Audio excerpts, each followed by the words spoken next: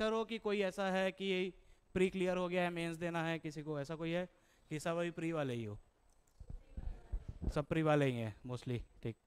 So as regard to current affairs, कुछ तो importance है करंट अफेयर्स की, कुछ तो इम्पोर्टेंस है कि ज़्यादा इम्पोर्टेंस है, क्या समझते हो? यूपीएससी एग्जाम को क्या, कैसा परसीव कैसा कर रहे हो आप लोग? क्या समझते हो यूपीएससी एग्जाम क्या है, कितने कंपोनेंट्स है, कुछ तो है ना? देखिए यूपीएससी एग्जाम का बेसिकली दो मेन कंपोनेंट है, सब ये बता रखे होंगे आप लोगों को, ठीक है, कुछ नया नहीं बताऊंगा। एक स्टैटिक है, एक डायनेमिक है, ठीक है। लेकिन अभी यूपीएससी जब से सी सेट इंट्रोड्यूस हुआ है, उसके बाद से थोड़ा डायनेमिक पोर्शन को इंटरलिंक कर रही है, ठीक है।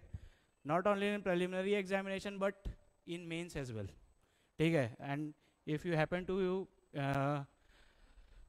appear for interview in interview as well, तो करंट अफेयर्स से एकदम कॉन्सोनेंट रखना बहुत ज़्यादा ज़रूरी है, नहीं तो स्टैटिक पोर्शन में ही घुसे रहेंगे हम, तो स्टैटिक पोर्शन आजकल आ भी नहीं रहा है, ठीक है। अगर वेरियस सब्जेक्ट की बात करें, जैसे हिस्ट्री भी है, तो हिस्ट्री का भी वो कुछ ना कुछ नया इंटरलिंक करके खोज देगा कि क्वेश्चन पूछ देगा कि नया जो आर्कियोलॉजिकल साइट अभी सिनौली विनौली ये सब जो चल रहा है, ठीक है, वहाँ से, ठीक। वल्नरेबल सेक्शंस, तो अभी वल्नरेबल सेक्शंस में माइग्रेंट्स का जो इशू है, इंडिया करेंटली फेस करेगा, कर रहा है, करता आया है सिंस इंडिपेंडेंस। अभी फिर बांग्लादेश से आएंगे, वो तो हम बंदूक लेके खड़े हैं तो उन लोग रुके हुए हैं उधर, ये तो पूरा बांग्लादेश भी यहीं आने को तैयार है, ठीक। तो कहने का मतलब ये है कि current affairs is the key, और यही है कि ये स्टैटिक से अब काम नहीं चलेगा, ठीक है। अब वो जैसे हिस्ट्री में बोला जाता था कि हिस्ट्री क्यों नहीं पढ़ते हो, तो डेट्स याद नहीं होती, तो अब डेट्स याद रखने की ज़रूरत भी नहीं है, क्योंकि डेट पूछेगा भी नहीं। चैलेंज दे रहा हूँ, खोल के देख लो PYQs सी सेट के बाद का, 1980-70 में पूछा जाता था, अब नहीं पूछा जाता है, ठीक है। UPSC has nothing to do with when Babur came to India, हाँ, it has to do very much with what administrative और structural changes Babur introduce in India, उससे बहुत लेना देना है। बाबर कब आया, कब क्या हुआ, उससे अब यूपीएससी का कोई लेना देना नहीं है, ठीक है, जिसको हम बोलते हैं एनालिसिस पॉइंट ऑफ व्यू, ठीक। So to begin with current affairs, basically अपन 26 अगस्त के बाद जो भी हैपनिंग्स हुई हैं उसके बारे में थोड़ा एक डिस्कस करेंगे, ठीक है। और तुम लोग इतना सीरियस क्यों हो?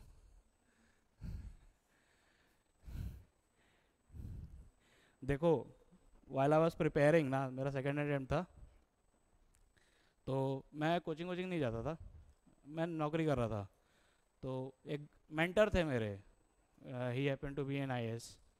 मैं उनसे पूछा कि भैया क्या है, तो मेरे को बोले मेरा नाम रोशन सिंह है, वैसे बताया था ना मैं, मेरे को बोले रोशन देख कि अगर तू यूपीएससी में घुस रहा है तो ये जान ले कि अगर तू अच्छे से घुस जाएगा तो इससे गंदी ड्रग्स कोई नहीं है, सबसे गंदा नशा यूपीएससी का है, मैं बता रहा हूँ।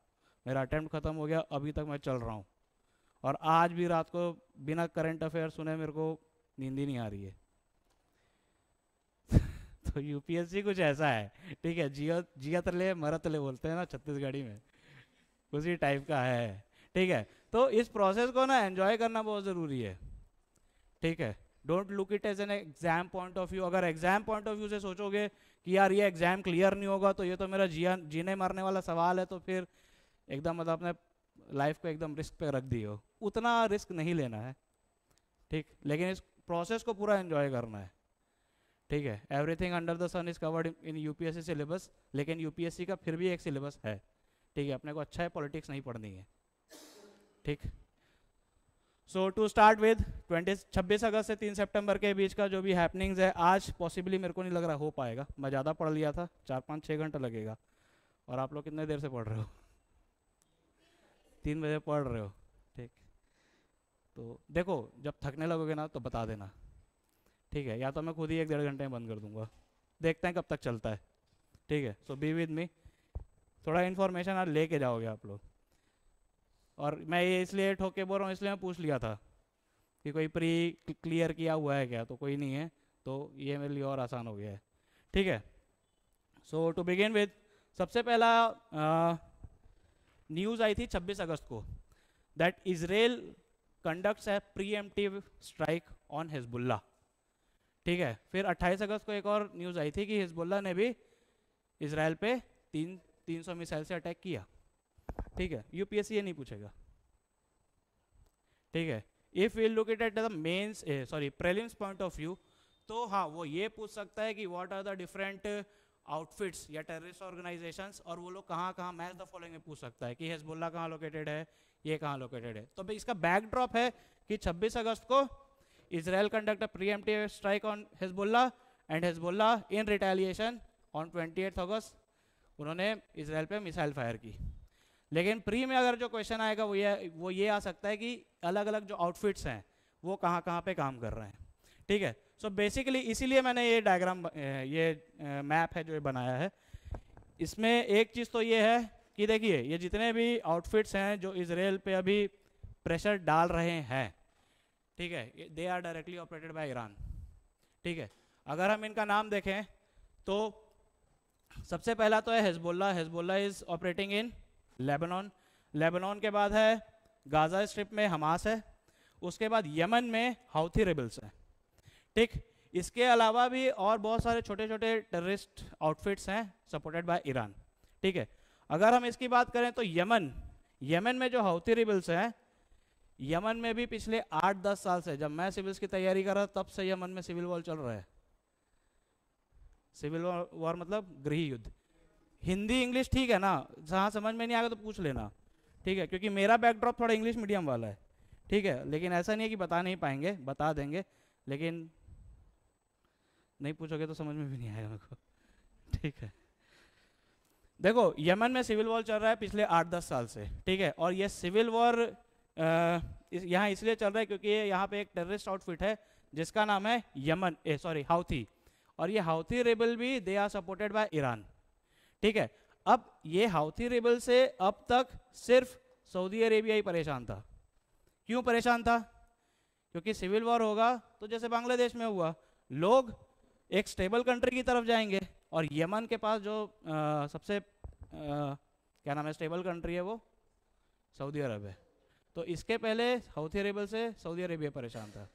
ठीक है, लेकिन अब इजराइल, ये मैच द फॉलोइंग में आ सकता है कि कौन सा टेररिस्ट आउटफिट कहाँ कहाँ काम कर रहा है। तो लेबनान काम कर रहा है हिजबुल्लाह में, गाजा पट्टी, गाजा स्ट्रिप जो है वहाँ पे काम कर रहा है हमास, फिर यमन में काम कर रहा है Houthi rebel. Match the following में आ सकता है विच of the following is correctly match या इनकरेक्टली मैच्ड। ठीक है, और आजकल क्वेश्चन भी एकदम ध्यान से पढ़ने की जरूरत है यूपीएससी की। हम दिमाग में ये लेके चल रहे हैं which of the following is correctly matched, question आ जाता है इनकरेक्टली मैच्ड, छोटा सा एक वो है। ठीक, तो पहला ये है। अब थोड़ा इसका बैकड्रॉप समझते हैं कि ये है क्या।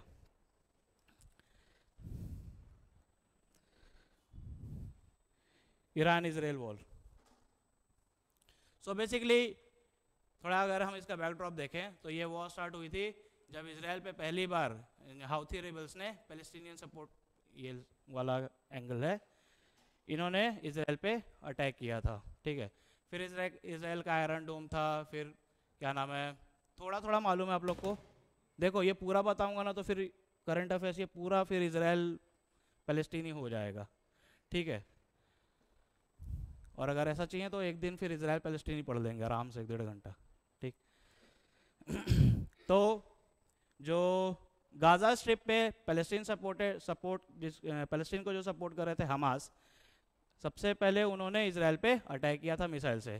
फिर due to Iron Domes this configuration of Israel को कुछ हुआ नहीं, but Israel retaliated strongly.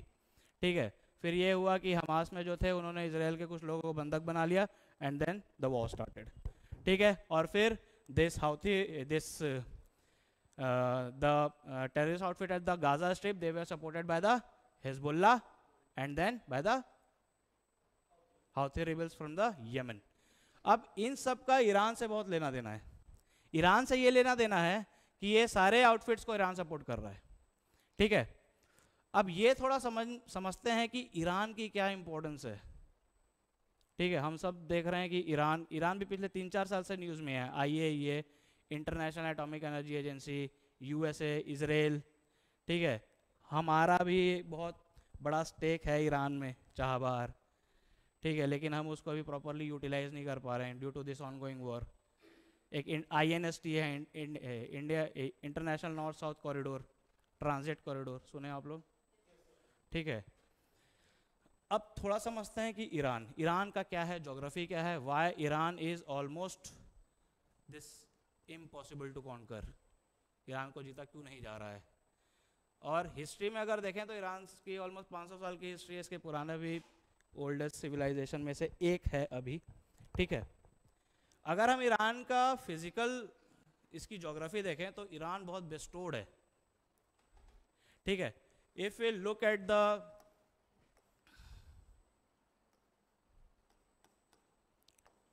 Physical map of Iran, आप लोग पाएंगे कि ईरान के वेस्ट में जैग्रोस माउंटेन है। ठीक है, ये कोई छोटा मोटा माउंटेन नहीं है। If you look at the length and breadth of this Zagros mountain, ये पूरा ईरान के कोस्ट लाइन से लेके नॉर्थ से लेके पूरा साउथ तक स्प्रेड है, और ये बहुत बड़ा माउंटेन रेंज है which provides a natural barrier, या एक नेचुरल बाउंड्री के जैसा काम करता है। ठीक है, देखिए ईरान का अगर हम हिस्ट्री देखें तो 1979 में वहाँ पे एक जिसको बोलते हैं ईरान अपराइजिंग हुआ था अंडर खमेनी। हेलो, ठीक है ठीक है, 1979 में ईरान में देखो इस्लाम के कुछ सारे सेक्ट्स हैं, शिया सुन्नी। ठीक है, बेसिकली ईरान जो है ये शिया मुस्लिम मेजॉरिटी कंट्री है, तो यहाँ पे एक शिया पॉपुलेशन को सपोर्ट करने के लिए, वर्ल्ड वाइड सपोर्ट करने के लिए वहाँ पे एक नया लीडर आया था, खमेनी नाम है जिनका। ठीक है, उसके बाद ईरान में एक क्या नाम है, एक तरह से क्या बोलते हैं उसको यार, एक तरह से पूरा मूवमेंट चला शिया मुस्लिम्स को सपोर्ट करने के लिए, और ये जो था ईरान के हिस्ट्री में एक टर्निंग पॉइंट था। क्यों टर्निंग पॉइंट था? देखो 1979 के पहले ना ईरान का इजराइल और यूएसए से बहुत अच्छा संबंध था। ठीक है, इवन ईरान और इजराइल की दोस्ती इतनी गहरी थी दैट इन 1945 और something Iran was the second Muslim country जिसने इजराइल को रिकॉग्नाइज किया था, और यूएसए के भी साथ इसके रिश्ते बहुत अच्छे थे। ठीक है, but this Khamenei and in 1979 this Shia uprising it overturns all the happenings of that time. ठीक है, अब 1979 में शिया अपराइजिंग को सपोर्ट, अपराइजिंग नहीं थी, एक ये मूवमेंट ही था इनको सपोर्ट करने के लिए। इसके चक्कर में क्या हुआ, देखो उसी टाइम पे इजराइल पैलेस्टीन का भी कॉन्फ्लिक्ट थोड़ा मोड़ा, वो तो हमेशा सही चल रहा था। तो जब खमेनी आए, उन्होंने शिया मुस्लिम्स को सपोर्ट किया, देन ही सपोर्टेड पैलेस्टीन। ठीक है, अब ईरान को जब पैलेस्टीन से सपोर्ट करना है तो इजराइल से अच्छे संबंध कैसे हो सकते हैं? नहीं हो सकते। इस चक्कर में क्या हुआ, ईरान का इजराइल से संबंध टूट गया, and at that time Iran declared Israel as their number 1 enemy. ठीक है, तो अब देखो ईरान का इजराइल से संबंध गया, इजराइल के चक्कर में यूएस से संबंध गया। ठीक है, 2 से खत्म हो गया। और उसके पहले जैसे इंडिया रशिया हम फ्रेंडशिप ट्रीटी जो एंजॉय कर रहे हैं, उस लेवल की इन लोगों में इंटेलिजेंस था। ठीक है, just to support Palestine Iran ने बहुत बड़ा वो लिया। अब देखो दो इसके ईरान के आसपास के जितने भी देश हैं ना, जैसे इराक है, नीचे में सऊदी अरबिया, यमन, यूएई, ये सब, ये लोग they are Sunni majority population. अब इन देशों को ये डर लगा कि यहाँ पे जो अपराइजिंग हो रही है, ठीक है, हो सकता है कि ये अपराइजिंग हमारे यहाँ भी फैल जाए और हम भी डिस्टेबलाइज हो जाए। ठीक है, तो इन्होंने क्या किया, ये सब देश वालों ने मिलके इराक को प्रॉप करना चालू किए। इराक में उस टाइम था Saddam Hussain, and Saddam Hussain declared war on Iran. ठीक है, ईरान इराक वॉर फिर हुआ। उस टाइम पे ईरान का जो ये जैग्रोस माउंटेन्स था, इराक की आर्मी का प्लान ये था कि हम जैग्रोस माउंटेन्स पार करेंगे और ईरान पे वो करेंगे। यहाँ पे कुछ क्या नाम है, इनके पॉपुलर ऑयल फील्ड्स भी थे, पहले इनको कब्जा करेंगे, जैग्रोस माउंटेन पार करेंगे और विल कैप्चर ईरान। लेकिन due to this natural barrier provided by Zagros mountain, थोड़ा घर जाके जैग्रोस माउंटेन देखना, it is impossible to cross Zagros mountain, और अभी 1980 की बात कर रहे हैं हम, ठीक है। So this Zagros mountain it provides a natural barrier, बहुत बड़ा है ये।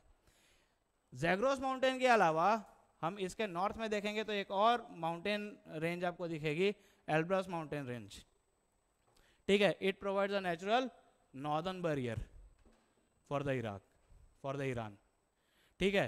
And not only do this two mountain ranges provide natural barrier, these two mountain ranges are also very rich in mineral deposits, ठीक है। Iran को इन दोनों mountain range से बहुत इंपॉर्टेंट और बहुत ज़रूरी मिनरल्स भी मिलते हैं। फॉर एग्जाम्पल ईरान किस लिए अभी वो हो रहा है, यूरेनियम, सिल्वर, गोल्ड, जिंक, इन चारों मिनरल्स के इन दोनों माउंटेन रेंजेस में बहुत सारे रिजर्व्स हैं, ठीक है। ईरान हैज़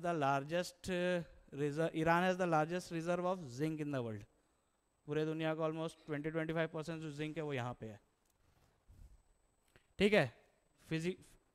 अगर हम इसकी फिजियोग्राफी देखें, इसके अलावा अगर हम देखेंगे ईरान के आसपास ईरान 7 देशों से अपनी लैंड बॉर्डर शेयर करता है, ठीक है। इसके अलावा ईरान 3 इंपॉर्टेंट वाटर बॉडी से अपनी उसकी बॉर्डर टच करता है।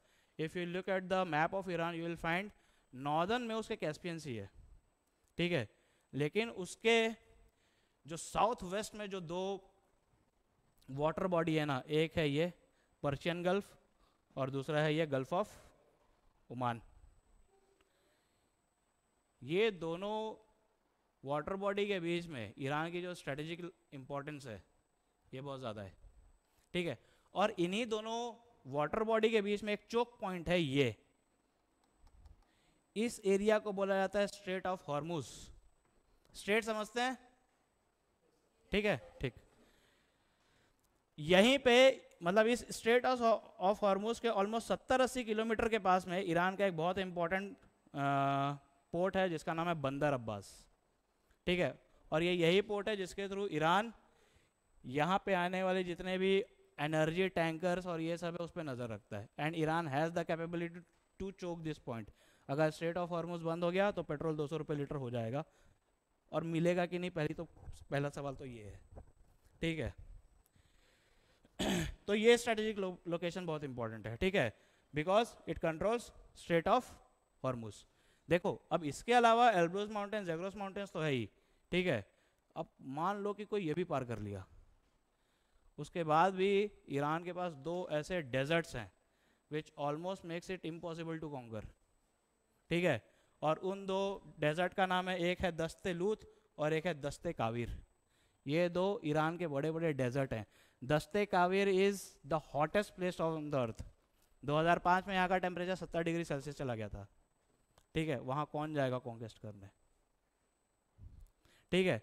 तो एक तो ईरान की जो ये जियोग्राफी है ना, it almost makes Iran impossible to conquer, ठीक है। और हम ईरान को कॉन्कर करने की कोशिश भी क्यों कर रहे हैं, थोड़ा ये सोचो। क्योंकि ईरान का आप जोग्राफिकल लोकेशन दोगे, एकदम चोक पॉइंट पे सिचुएटेड है, अफ्रीका, यूरोप, एशिया से डायरेक्ट कनेक्टिविटी है, ठीक है। जिसका भी यहाँ पे कंट्रोल होगा वो पूरे ट्रेड रूट को आराम से कंट्रोल करेगा। हमको देखो ना, हम नहीं कर पा रहे हैं रशिया के साथ ट्रेड, हमको चाबर पोर्ट चाहिए, या तो पीओके ले लो या तो वो ले लो, कहीं काम नहीं हो पा रहा है क्योंकि ईरान के ऊपर सैंक्शंस लगा रखे हैं यूएस ने, मालूम है, ठीक है। ईरान ने, ठीक है, ईरान पे सैंक्शंस क्यों लगाए यूएई ने, यूएसए ने, सॉरी, नहीं, देखो वो ना यूरेनियम एनरिच कर रहा था, ठीक है। और यूरेनियम एनरिच करने का भी प्रोसेस है, ठीक है, कि 1% के ऊपर अगर देखो यूरेनियम ग्रेड अलग अलग होते हैं। एक तो होता है यूरेनियम का वो grade which is helpful for generating energy, electricity जिससे जनरेट होती है, ठीक है। उसका जो ग्रेडेशन होता है ना वो कम होता है।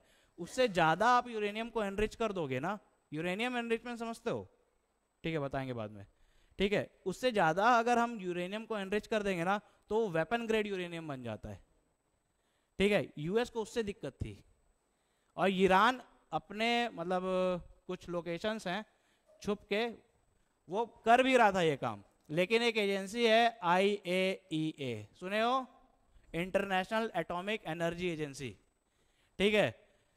तो इट हैपेंड कि जहाँ पे भी यूरेनियम एनरिच होता है, ये इंटरनेशनल एजेंसी है which looks up to the atomic energy things, ठीक। इस ये संस्था ये क्या नाम है चेक करने के लिए ये लोग जाते रहते हैं। ईरान गए तो इनको कुछ लगा कि नहीं ये लोग ज़्यादा एनरिच कर रहे हैं यूरेनियम, ठीक है। तो इन्होंने यूएस को बताया, फिर यूएस में उस टाइम प्रेसिडेंट डोनाल्ड ट्रंप था, उन्होंने वो कर दिया, ठीक। और फिर इस पर सैंक्शंस लग गए, तो आज सब भुगत रहे हैं, ठीक है। सो बेसिकली ये सारी चीज़ें हैं।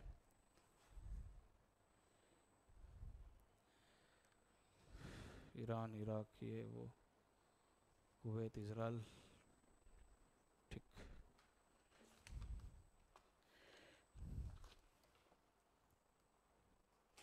ठीक है, तो ये 3 हो गए। इसके अलावा देखो और 2 छोटे छोटे ऑर्गेनाइजेशन है।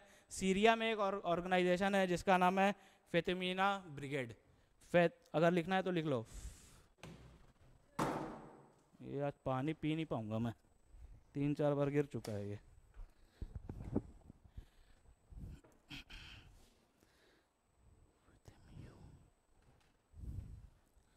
लिखने का ही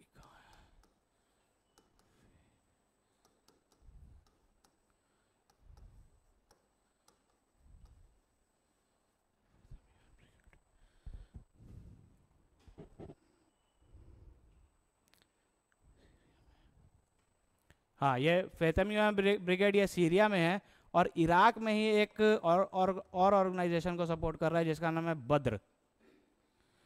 तो ये हो सकता है ना प्री में मैच द फॉलोइंग में आ जाए।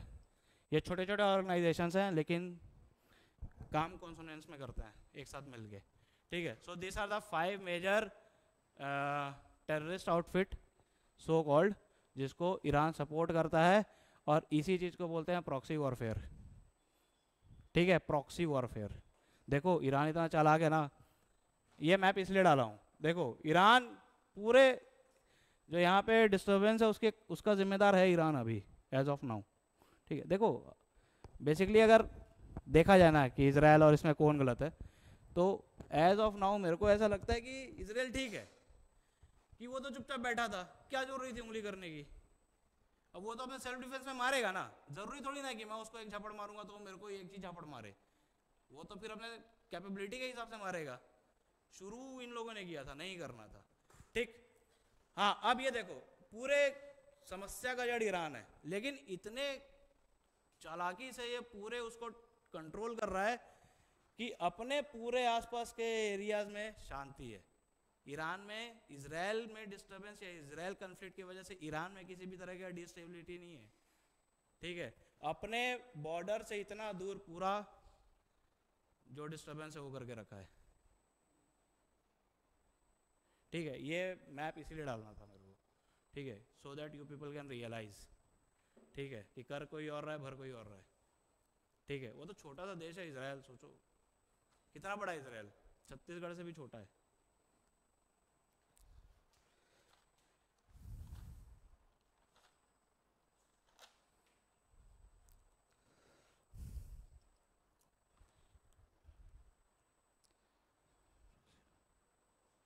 ठीक, अब ये सबसे पहले तो so why Iran is impossible to conquer, कहां से आएगा ये, why Iran is impossible to conquer. सबसे पहला तो उसका है ज्योग्राफी, ठीक है। मेरे ख्याल से ज्योग्राफी के बारे में ठीक ठाक डिस्कशन हो गया उस पर। दूसरा रीजन है ईरान का प्रॉक्सी वॉरफेयर। प्रॉक्सी वॉरफेयर अब आप समझते हैं, ठीक है। ये सारा चीज़ कहीं ना कहीं मेरे ख्याल से मेंस में अगर वो आ जाएगा ना, external security, internal security of India, ठीक है, या इंटरनेशनल रिलेशंस में, कि वहाँ से हम क्या इन्फर कर रहे हैं, तो ये सारी चीज़ इंपॉर्टेंट है।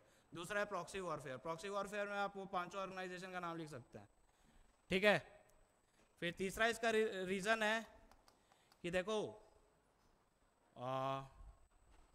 जो ये जो एरिया है ना, ठीक है, अरेबिक कंट्रीज या group of south east sorry west Asia, यहाँ पे जितने भी देश हैं, इन सब देशों में ईरानी वो देश है जिसकी मिसाइल सबसे बढ़िया है, ठीक है, इन सारे देशों के ग्रुप में इवन सऊदी अरबिया इतना कूदता रहता है, उसकी खुद की मिलिट्री बहुत कमज़ोर है, अगर यूएस उसको छोड़ दे तो। लेकिन ईरान के पास मिसाइल टेक्नोलॉजी सबसे अच्छी है। ठीक है, एक एग्जाम्पल अभी का है ये रिसेंट का, कि यमन क्या कर रहा है, यमन कुछ नहीं कर रहा है। यमन यहाँ से जाने वाला जो इस चोक पॉइंट से जाने वाले जो इजराइल के और यूएस के जो कंटेनर है ना, सिर्फ उनको मार रहा है। ठीक है, और किससे मार रहा है? ड्रोन से। ठीक है, अब देखो, और ये यमन को ये ड्रोन्स कौन सप्लाई कर रहा है? ईरान। ठीक है, यहाँ पे उसने इजराइल और यूएस के जितने भी कंटेनर्स है उसको खत्म कर दिए। ठीक है, किससे खत्म किए? ड्रोन से। अब इसके ड्रोन को मारने के लिए फ्रांस नाम का एक देश है, कहाँ गया? यहाँ कहीं पे है, उसने एक और मिसाइल छोड़ी। ठीक है, समस्या ये नहीं थी, फ्रांस का ही मिसाइल सक्सेसफुल रहा। द डिफरेंस बीइंग, इनका जो ड्रोन था, एक ड्रोन $20,000 कुछ का था। ठीक है, और फ्रांस ने जो इनको मारने के लिए जो मिसाइल छोड़ी थी उसका कॉस्ट $1 लाख था। ठीक है, तो ये ड्रोन जो ईरान ने बनाया है, ठीक है, एक तो बहुत कम वेट का है और बहुत कामयाब भी है, और यही रीज़न है कि यही ड्रोन अब हम रशिया यूक्रेन में भी देखते हैं। ठीक है, क्योंकि देखो, अब आपको दुनिया अगर सैंक्शन करेगी तो उसके पास भी तो ग्रुप है ना। तो अगर आप देखेंगे तो बहुत गड़ रहा है आज, तो Iran, Russia, China, north Korea, ये सारे वो देश हैं जिनको यूएस ने सैंक्शन कर रखा है। ठीक है, तो अब ये अपना एक ग्रुप बनाएंगे, इसको जियोपॉलिटिक्स बोलते हैं वैसे। ठीक है, तो रशिया बहुत इंप्रेस हुआ इनके ड्रोन से, अब ईरान का ड्रोन रशिया वाला ले रहा है और फिर यूक्रेन की बैंड बजा रहा है। ठीक है, तो ये जो ड्रोन और मिसाइल टेक्नोलॉजी है ना, ये रशिया की बहुत सही है। ठीक है, सबसे अच्छे कैपेबिलिटी वाले मिसाइल्स इस एरिया में ईरान के ही पास है। ठीक, तो एक मिसाइल कैपेबिलिटीज, चौथा है सोफिस्टिकेटेड ड्रोन्स, और इन सब के अलावा Iran enjoys a support from Russia, China, इन सारे देशों का सही सपोर्ट है ईरान को। ठीक है, so this many factors makes Iran almost inevitable. ठीक है, इराक वॉर हुआ, यूएस का भी बीच में इंटरफेरेंस हुआ, लेकिन कोई नहीं जीत पाया। आ रहा है समझ में? ठीक चल रहे हैं अपन? ठीक है, ठीक है।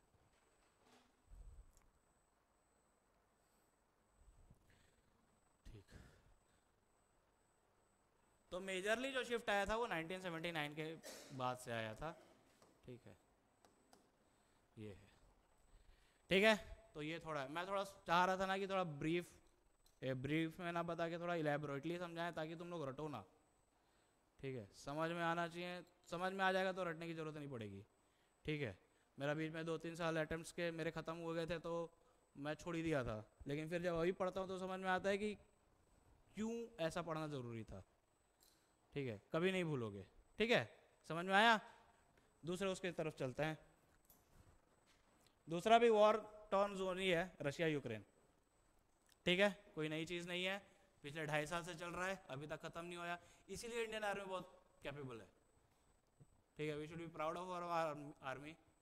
दुनिया में मतलब इंडिया ने जितने भी युद्ध लड़े, 2-2.5 महीने में हम जीत गए। कुछ युद्ध तो 12-13 दिन ही चले। ठीक, और ये इतना बड़ा देश है रशिया, हम उससे वेपन खरीद रहे हैं, 2.5 साल से लड़े जा रहे हैं। देखो, तो इसकी जो कहानी शुरू होती है ना, ये होती है यहाँ से। ठीक है, क्रीमिया इनिशियली यूक्रेन का एक सदर्न एक्सटेंशन है, पहले यूक्रेन का पार्ट था। ठीक है, स्टार्ट यहीं से हुआ था कि Russia annex Ukraine, sorry Crimea. अब रशिया ने क्रीमिया को क्यों एनेक्स किया था? नहीं, रशिया दुनिया का सबसे बड़ा देश है। हाँ, वो सही बोल रहा है, एक भी नहीं, रशिया के पास तो है लेकिन ऑल वेदर सी पोर्ट एक भी नहीं है। अगर आप रशिया का ज्योग्राफी देखोगे, उसके आसपास के जितने भी वाटर बॉडी पोर्ट्स हैं, वो 3-4 महीने के लिए ही ओपन रहते हैं, उसके बाद वो लैटिट्यूडनल एक्सटेंट उसका वैसा है कि वो जम जाता है। रशिया के पास एक भी ऑल वेदर सी पोर्ट नहीं है, ठीक है। ऑल वेदर सी पोर्ट के चक्कर में उसने क्रीमिया को हथियाया था, ठीक है, क्योंकि उसको ब्लैक सी का एक्सेस मिल सके, ठीक है। अब इससे फिर यूक्रेन क्या हुआ, अब देखो हिस्ट्री और भी है रशिया यूक्रेन की, लेकिन वहां नहीं जाते हैं हम, वो अपना है भी नहीं, यूपीएससी का कंसर्न का भी नहीं है, एक बैकड्रॉप के लिए। अब व्हेन रशिया एनेक्स्ड क्रीमिया, तो क्या हुआ, यूक्रेन को फिर अब उसको अपने सपोर्ट में और लोग चाहिए थे, छोटा देश है, रशिया से कहाँ टक्कर ले पाएगा, तो फिर नाटो कोशिश करने यूक्रेन कोशिश करने लगा नेटो ज्वाइन करने की, नॉर्थ अटलांटिक ट्रीटी ऑर्गेनाइजेशन, सब जान रहे हैं। अगर नाटो नहीं जान रहे हो तो प्लीज बाहर चले जाओ। नेटो नहीं जान रहे हो है, हाँ तो घर जाके पढ़ना आप फिर नेटो, ठीक है ग्रुप है एक, ठीक है। तो फिर यूक्रेन लगा नेटो को ज्वाइन करने, ठीक है, रशिया को ये बर्दाश्त नहीं। अब देखो नेटो का जो फोरमोस्ट लीडर है ना वो यूएस है, ठीक है, और अपन सब जानते हैं यूएस और रशिया एक दूसरे के बहुत तगड़े दोस्त हैं। इसीलिए मैं बोला कि तुम लोग जगे हुए हो ना ठीक है। तो हाउ कैन रशिया, वो कैसे ये सह सकता है, ठीक है, कि देखो यूक्रेन 1991 के पहले नहीं था ना, 1990 के पहले नहीं था, वो डिसइंटीग्रेशन के पहले, मेरे से ही पैदा हुआ जो देश है वो नाटो ज्वाइन करेगा, ठीक है। So this was something which was not acceptable to Russia and that led to the war, ठीक है, कि रशिया ने समझाया भी यार मत कर ऐसा, तो यूक्रेन बोला नहीं मैं करूँगा, तो रशिया बोला ठीक है मैं भी करेगा, तो अब वो कर रहा है, ठीक है। लेकिन देखो इसमें समझने की जो बात है ना वो ये है, ये सब नहीं पूछेगा यूपीएससी जो मैं अभी तक बोला, टर्निंग पॉइंट आया, करंट अफेयर्स अपन पढ़ रहे हैं ना, मोदी जी गए थे, ठीक है, मोदी जी पहले गए रशिया, रशिया के बाद गए पोलैंड, तुम लोग पढ़ते नहीं हो न्यूज़पेपर, रशिया के बाद पोलैंड गए, फिर पोलैंड से ट्रेन से वो यूक्रेन आए, ठीक है। यूक्रेन गए तो यूक्रेन में हमने उनको भीष्म क्यूब दिया, भीष्म क्यूब एक क्यूबिकल है, ठीक है, छोटे छोटे क्यूब्स शेप्ड के हैं जो इमरजेंसी में मेडिकल मतलब उसमें सर्जरी वगैरह किया जा सकता है, छोटे छोटे क्यूब्स हैं, ठीक है। एक ऑपरेशन है, एक प्रोजेक्ट है इंडिया का, उसके तहत उन्होंने दिया, ठीक है, ये सब तो ठीक है। लेकिन वहाँ पे एक ये हुआ कि देखो रशिया भी गए तो पुतिन से गले वाले मिले, सब सेट है, कोई दिक्कत नहीं, लेकिन जब यूक्रेन आए तो वहाँ के जो प्रेसिडेंट हैं, क्या नाम है उनका, जेलेंस्की, ठीक है, वो लगे इंडिया से कंप्लेन करने मोदी जी से कि रशिया आपकी इज्जत नहीं करता है, ये है वो है, और उन्हीं में ही इन अ सेंस ही इनवाइटेड इंडिया कि भाई आप पीस टॉक्स करवा दो, ठीक है। अब जो मेंस का क्वेश्चन है वो ये है कि how India will intervene in Russia Ukraine peace talks, क्योंकि ऐसा नहीं है कि ये पहली बार हो रहा है, इसके पहले भी एक पीस टॉक हो चुकी है और वो फेल हो चुकी है, ठीक है।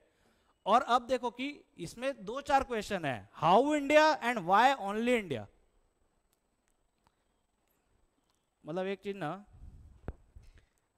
देखो मैं मजा ले लेके पढ़ाता हूँ, ठीक है, थोड़ा समझना, लेकिन बकवास ज़्यादा मैं नहीं करूँगा, पॉइंट पे स्टिक रहेंगे। इंडिया के पॉलिटिशियंस हैं सही, अंदर भी बाहर भी, अगर हम एक चीज़ देखेंगे ना, एक पैटर्न नोटिस करेंगे तो हम ये नोटिस करेंगे कि जब रशिया यूक्रेन वॉर शुरू हुआ था ना, इनिशियल फेज में था, तो पूरे दुनिया के देश आए थे इसको, क्या नाम है, कि इसको नहीं होने देते हैं, इसको प्रिवेंट करते हैं, इंडिया चुपचाप बैठा हुआ था, ठीक है, तुम लोग पहले देख लो, ठीक है। चाइना भी गया था, स्विस टॉक भी हुई, वही फेल हो गई, सबने ट्राई कर लिया, किसी से कुछ नहीं हो पाया, ठीक है। मोदी जी इलेक्शन लड़ रहे थे, बिजी थे इधर, ठीक है। अब देखो 2-2.5 साल हो रहा है, कुछ दिख ही नहीं रहा है, और अब ये है कि कोई झुकने को भी तो तैयार नहीं है ना, रशिया अलग मांग रहा है, यूक्रेन की डिमांड अलग है, ठीक है। यूरोपियन यूनियन कर नहीं सकता, क्यों, क्योंकि दबा के यूक्रेन को सपोर्ट किया है वो। लेकिन अब देखो इसमें ना 4, मतलब ऐसे हम रशिया यूक्रेन को अगर हम देखें तो इसमें कुछ की प्लेयर्स हैं, ठीक है। सबसे पहले तो रशिया यूक्रेन हो गए, तीसरा होगा यूरोपियन यूनियन, चौथा होगा यूएसए, ये चारों चाह रहे हैं कि अब ये वॉर बंद हो जाए, लेकिन चारों में से कोई करवा नहीं सकता, चाइना भी नहीं करवा सक रहा है, क्योंकि पहले मुंह काला करवा के जा चुका है वो। इंडिया ही बचा है, हाँ ना, पहले रशिया के पास गया था चाइना। इंडिया ही एक मेजर जो जिसको ग्लोबल लीडर बोलते हैं ना, वही बचा हुआ है। अब थोड़ा ये समझते हैं कि ये पीस टॉक या रशिया यूक्रेन वॉर खत्म हो जाए तो इसमें जो ये 4 स्टेक होल्डर हैं इनके लिए क्या बेनिफिट्स है। Why US want Russia Ukraine want to get end, क्यों चाहता है यूएस कि रशिया यूक्रेन वॉर बंद हो जाए। इसी को बोलते हैं यूपीएससी, रटने का नहीं है, एनालाइज करने का। ये यूरोपियन यूनियन क्यों चाहता है, यूक्रेन भी चाहता है, रशिया भी चाहता है बंद हो जाए, और इंडिया के ही पास क्यों, वाई ओनली इंडिया। देखो एक एक करके देखते हैं। Why US wants this war to get end, US क्यों चाहता है, क्योंकि देखो अभी ना यूएस में है इलेक्शन, ठीक है, वहाँ के प्रेसिडेंट हैं जो बाइडन, ठीक है, जो बाइडन ने अपना नाम प्रेसिडेंटशिप से बाहर ले लिया है, यानी कि अब वो दोबारा प्रेसिडेंट का इलेक्शन नहीं लड़ेंगे। अगर आप जो बाइडन का क्या नाम है कार्यकाल देखेंगे ना 4 साल का, तो खास कुछ ऐसा अचीवमेंट करने बताने का है नहीं, क्या बोल के वोट मांगेंगे।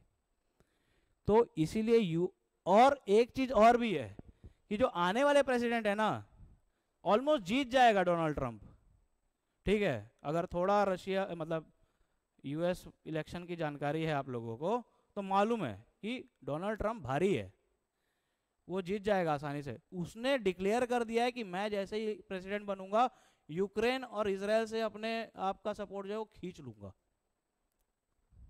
आ रही है बात समझ। अब इससे क्या हुआ, इससे अब जो बाइडन एकदम उसमें है कि भाई इलेक्शन के पहले ये अगर हो जाए तो देखना, मोदी जी यूक्रेन से आए, अगले दिन उन्होंने जो बाइडन से बात की और उसके अगले दिन उन्होंने पुतिन से बात की, ठीक है। इससे इंडिया का जो बैलेंसिंग एक्ट है ना वो समझ में आ रहा है कि हम जाके चुपचाप आके सुमड़ी में बैठ नहीं गए हैं, ठीक है, अपनी पॉलिटिक्स नहीं कर रहे हैं हम। और जो बाइडन भी इज्जत से बात किया। एक टाइम था जब इंदिरा गांधी, याद करो, मिला नहीं था निक्सन। हिस्ट्री है, एक बुक है, बहुत अच्छी बुक है, out of the context current affairs, Ramachandra Guha की इंडिया आफ्टर नेहरू। वो बुक पढ़ना, मतलब मैं बता रहा हूँ कि आज तक मैंने भयानक बुक पढ़ी है। उस बुक के हर पेज में इन्फॉर्मेशन है, हर पेज पढ़ के ना आपको मजा आ जाएगा वो बुक पढ़ के। इतनी मोटी बुक है, 3 दिन में पढ़ गया, और नौकरी कर रहा था उस टाइम में। मतलब जब तक वो बुक खत्म नहीं हुई ना वो मिटा नहीं मेरे को खुजली।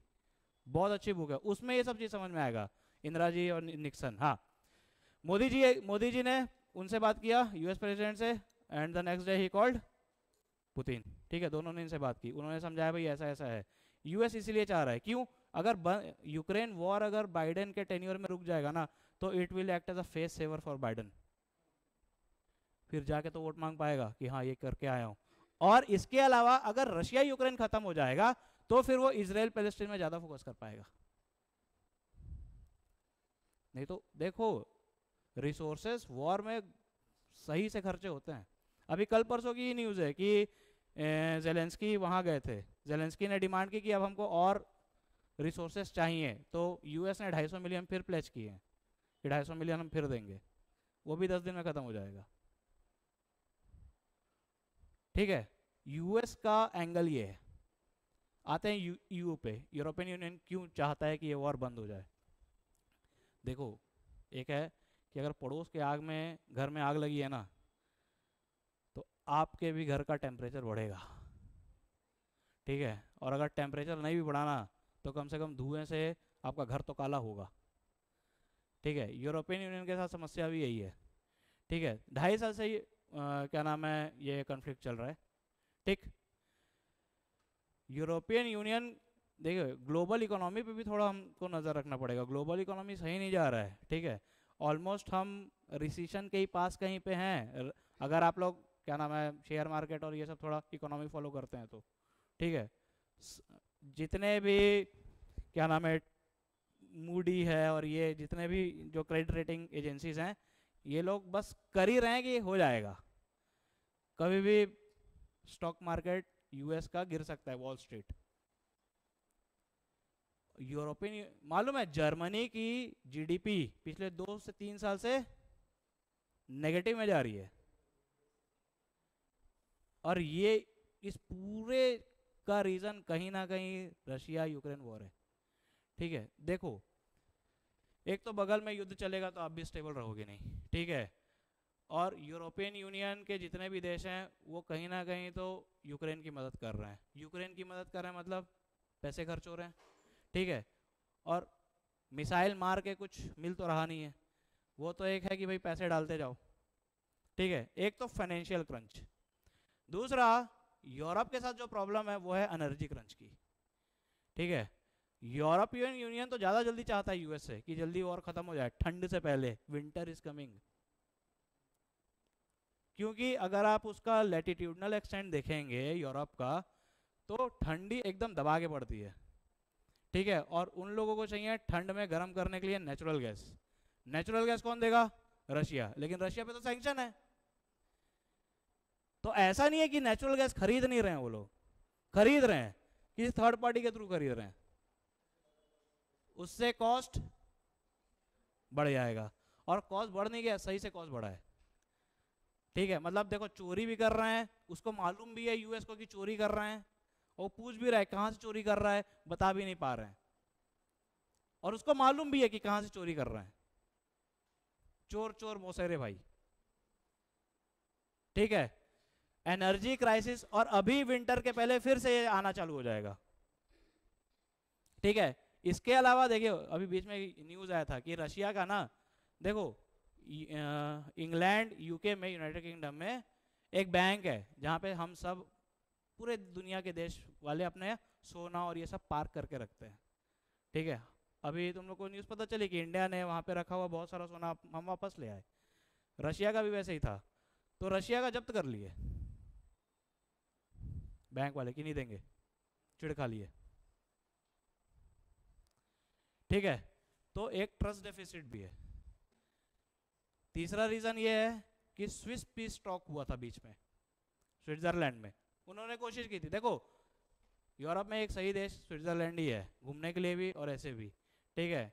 एकदम मस्त रहता है अपने आप में, कोई मिलिट्री नहीं है, सबसे अलग थलग रहता है, इसीलिए वहाँ पे पीस टॉक होती है, ठीक है। पुराने में भी आप देखोगे तो बहुत पीस टॉक स्विट्जरलैंड में हो चुकी है, ठीक है। बहुत बढ़िया, कोई बात नहीं, पीस टॉक की बात कर रहे हैं हम। हाँ, कहा था मैं, कुछ नहीं होता, मेरा रिदम टूट जाता है। हाँ हाँ, पीस टॉक थी, ठीक है। तो अब देखो दो लोग लड़ रहे हैं, उस वो पीस टॉक ना यूक्रेन के कारण खराब हुई, मालूम है, ठीक है। क्या हुआ, दो लोग लड़ रहे हैं, तीसरे ने बुलाया आओ बैठे सुलह करें, ठीक है। यूक्रेन बोलता है ठीक है हम बैठेंगे, यूरोपियन यूनियन के लोग बैठेंगे, रशिया पीस टॉक में नहीं बैठेगा। तो मैं बोला कि फिर तू सुलह किससे करेगा? रशिया की डिमांड, सॉरी यूक्रेन की डिमांड यही थी कि पीस टॉक में रशिया नहीं बैठेगा, तो तू पीस किससे करेगा? मालूम है, यही है एग्जैक्टली, मैं मजाक नहीं कर रहा हूं, यही डिमांड रखी थी उसने, यूक्रेन ने, कि रशिया नहीं आएगा। तो बाकी सब तो ऑलमोस्ट वो सब तो तेरा सपोर्ट ही कर रहे हैं, ठीक है। उस टाइम ना यूक्रेन बहुत चौड़ में था, ठीक है। ये सही था उस टाइम, प्रेसिडेंट मतलब इलेक्शन भी दूर था, 2.5 साल बाइडेन का थे। तो एक पीस टॉक यूरोपियन यूनियन की टूट चुकी है, तो अब वो ट्राई भी नहीं कर पाएंगे, और रशिया अब उन पर भरोसा भी नहीं करेगा due to मायरियड of reasons.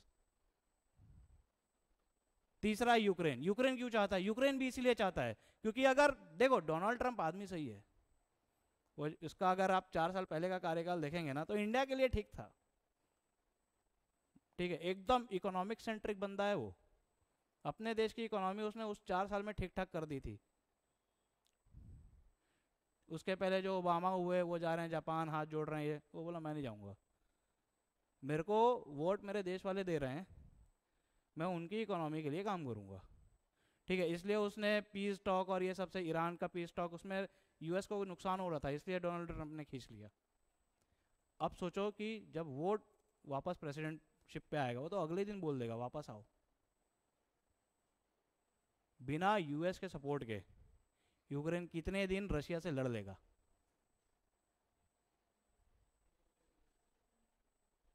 Russia मतलब पुतिन बस वेट कर रहा है कि अगर वो शाम को 6 बजे ही बन जाएगा ना, पुतिन 7 बजे मार देगा यूक्रेन को।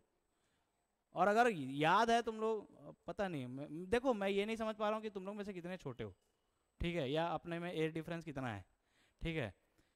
तो जब डोनाल्ड ट्रम्प था ना, और मैं उस टाइम पढ़ता था ना, मैं यहाँ बैठा था जहाँ तुम लोग बैठे हो, तो मेरे को याद है जब डोनाल्ड ट्रम्प प्रेसिडेंट थे ना, तो यूएस और रशिया की ठीक ठाक मीटिंग वीटिंग बात बात भी होती थी, ठीक है। मतलब देखो वो ये कहता है that we are not anti Russia, we are in favour of USA, जो कि सही है माइंडसेट,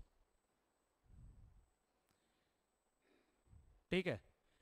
ये एंगल है यूक्रेन का। अब दूसरा एंगल क्या है, देखो 2-2.5 साल से देश, छोटा सा देश है, 2.5 साल से मिसाइल ये वो हो रहा है, तो मतलब अपने देश की जनता के लिए भी तो कुछ नहीं कर पा रहा है ना, किसी प्रकार का इंफ्रास्ट्रक्चर डेवलपमेंट नहीं है, हेल्थ पूरा खत्म हो चुका है, एजुकेशन पता नहीं क्या है।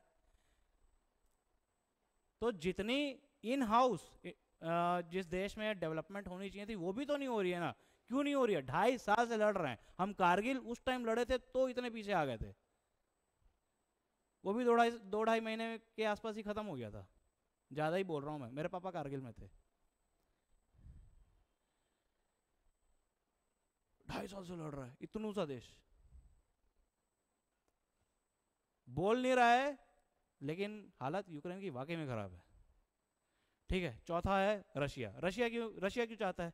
देखो इतना बड़ा इकोनॉमिक पावर है, वो भी मानो ना मानो रशिया में दम है, अकेले यूक्रेन से नहीं लड़ रहा है, पूरे यूरोपियन यूनियन से लड़ रहा है, पूरे यूएस से लड़ रहा है, वो पुतिन बंदा है, लेकिन फिर भी वो चाह रहा है। क्यों? क्योंकि अगर ज़्यादा दिन तक रशिया इस इन्वॉल्व में इंगेज रहेगा, उसके भी तो रिसोर्सेज खत्म हो रहे हैं ना।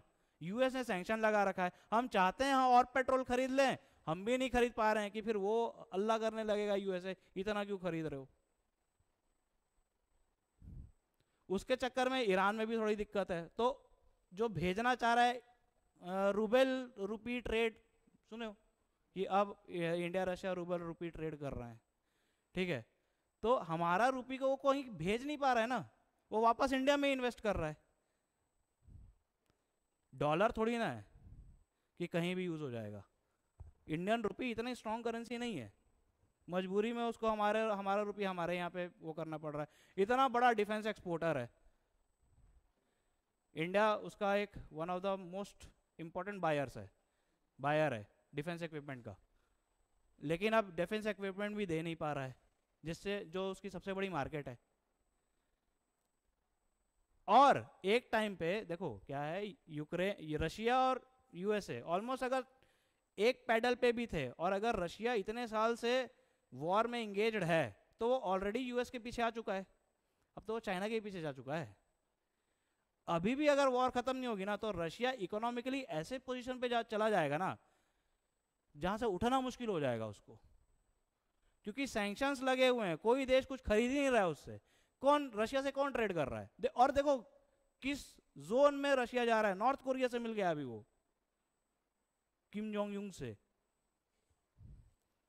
मालूम है ना, ये भी गया था वो भी गया था, दोनों एक दूसरे से वो चीयर्स किए, लेकिन पिया कोई नहीं, ट्रस्ट डेफिसिट। देखे थे वो वाला वीडियो? वो इसको देख रहा है, वो इसको देख रहा है, पी कोई नहीं रहा है, कि पता नहीं कौन जहर डाला है, ठीक है।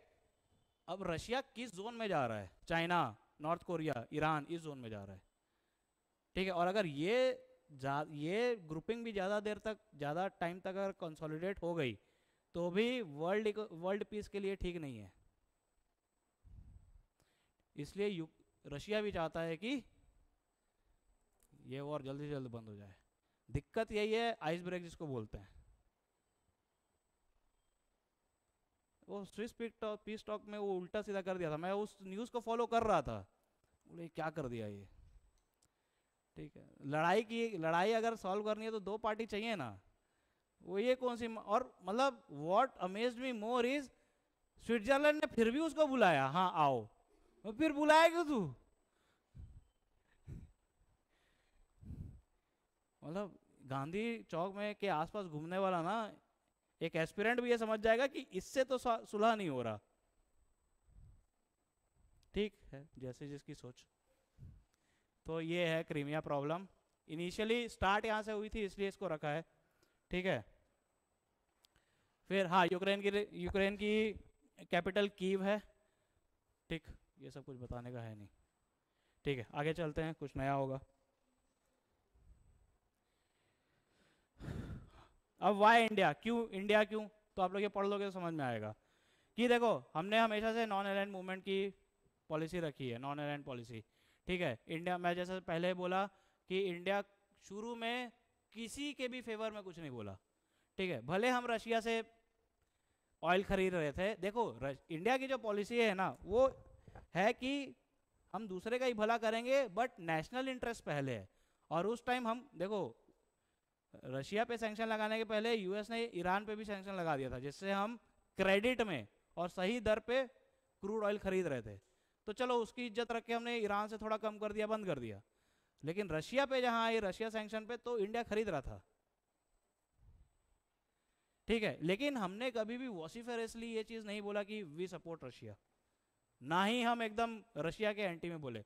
हमने अपना एक न्यूट्रल स्टांस रखा, ठीक है। And this is the reason why कि नाउ ऑल दिस एक्टर्स और players are looking at India.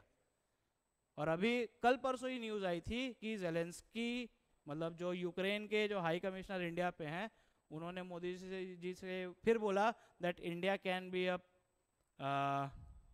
Place of peace talks, ठीक है। उसके पहले जेलेंस्की ने भी बोला था, ठीक है। तो इट इज़ बिकॉज इंडिया, और इससे हमको ये मिल जाएगा that India will act as a responsible global power, ठीक है। अगर ये पीस टॉक हमने करवा दी तो मज़ा आ जाएगा और फिर ट्रेड एकदम खुल जाएगा। जबकि देखना एक चीज़ ये भी है कि यूक्रेन से इंडिया का ज़्यादा ट्रेड नहीं है। यूक्रेन बहुत बड़ा सब एक्सपोर्टर भी है, वीट का भी है, डिफेंस इक्विपमेंट का भी है, लेकिन इंडिया और यूक्रेन के ट्रेड कुछ ज़्यादा नहीं है। But even then this will position India as a very responsible global power, ठीक है, as a leader of non aligned policy. आई बात समझ में? ठीक, समझ में आ रहा है? ठीक,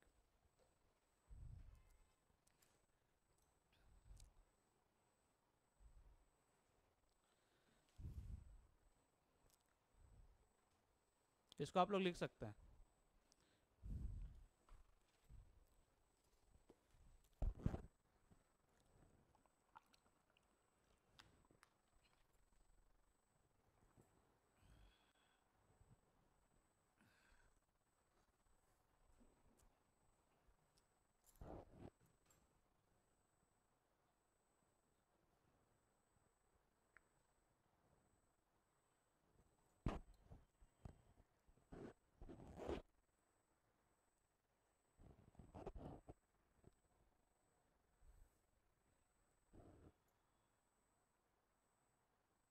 दो मैं ट्राई करूंगा कि मेरे नोट्स मैं दे पाऊँ, लेकिन वो टाइपिस्ट मेरा हैंडराइटिंग नहीं समझ पा रहा था, तो दे देंगे हम।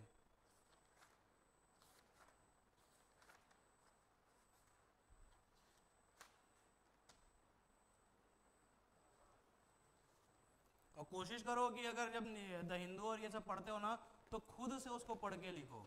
देखो मैं अभी भी खुद से लिख के लाया हूँ और ये मैं तुम लोग को दिखाने के लिए नहीं लाया था वैसे, ठीक है। इससे वोकेबुलरी और मीन्स राइटिंग में बहुत हेल्प होती है, विश्वास मानो, ठीक है। वोकेबुलरी एनहेंस होगी जिस किसी भी मीडियम में हो आप लोग, ठीक है।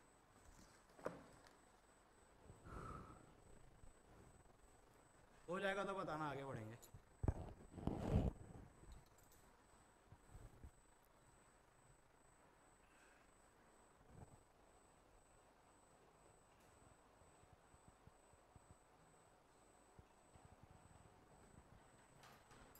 ठीक है, आगे बढ़ते हैं। अरबट डैम सुने न्यूज़ में अभी रिसेंटली क्या हुआ? अरबट डैम एक डैम है सूडान में, अफ्रीका में एक देश है सूडान, ठीक है।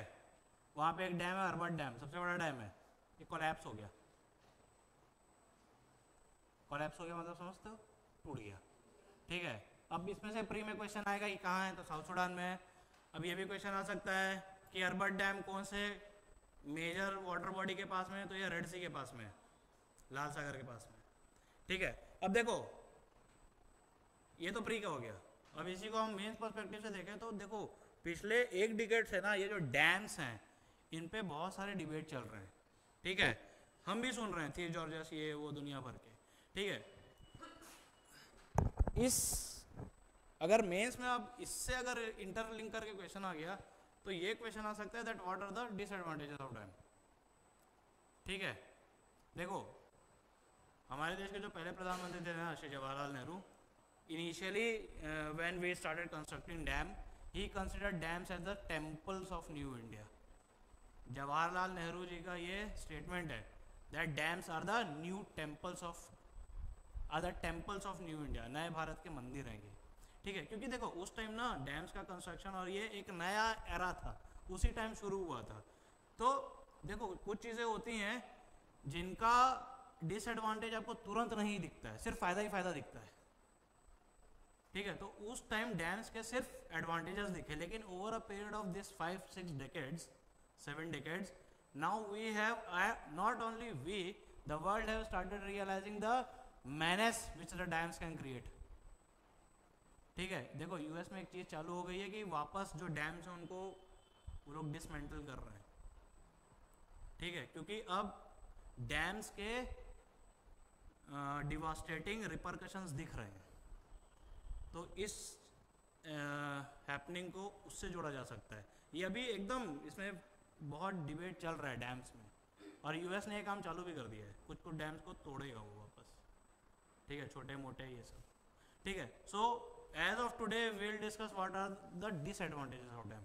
कुछ चीज़ें तो आप लोग जानते हो, सेडिमेंटेशन, सिल्टेशन, कोशिश करते हैं कुछ ऐसे पॉइंट्स ऐड करते हैं जो कुछ नए हो, ठीक है। नहीं तुम भी वो लिख रहे हो वो भी वो लिख रहा है तो तुम्हारा सिलेक्शन क्यों होगा, नहीं होगा, ठीक है, क्योंकि नंबर से मिला सबको, ठीक है। सो एक चीज़ और कि जब भी आप कोई भी चीज़ पढ़ते हो, जैसे मान लो कि यही टॉपिक पढ़ेंगे, 6 टॉपिक पढ़ेंगे अपन, 6-7 जितना भी होगा याद नहीं है, तो कोशिश ये किया करो ना कि अपने मन से 1-2 पॉइंट्स उसमें खुद डाला करो,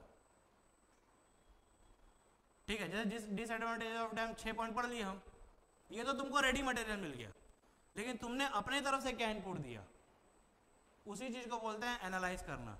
क्योंकि जब मेंस का क्वेश्चन पेपर लिखोगे उस टाइम इतना दिमाग तुरंत काम नहीं चले करेगा, ये आपको हैबिट बनानी पड़ेगी, ठीक है, नहीं तो फिर रटना और इसमें कोई अंतर ही नहीं रह जाएगा।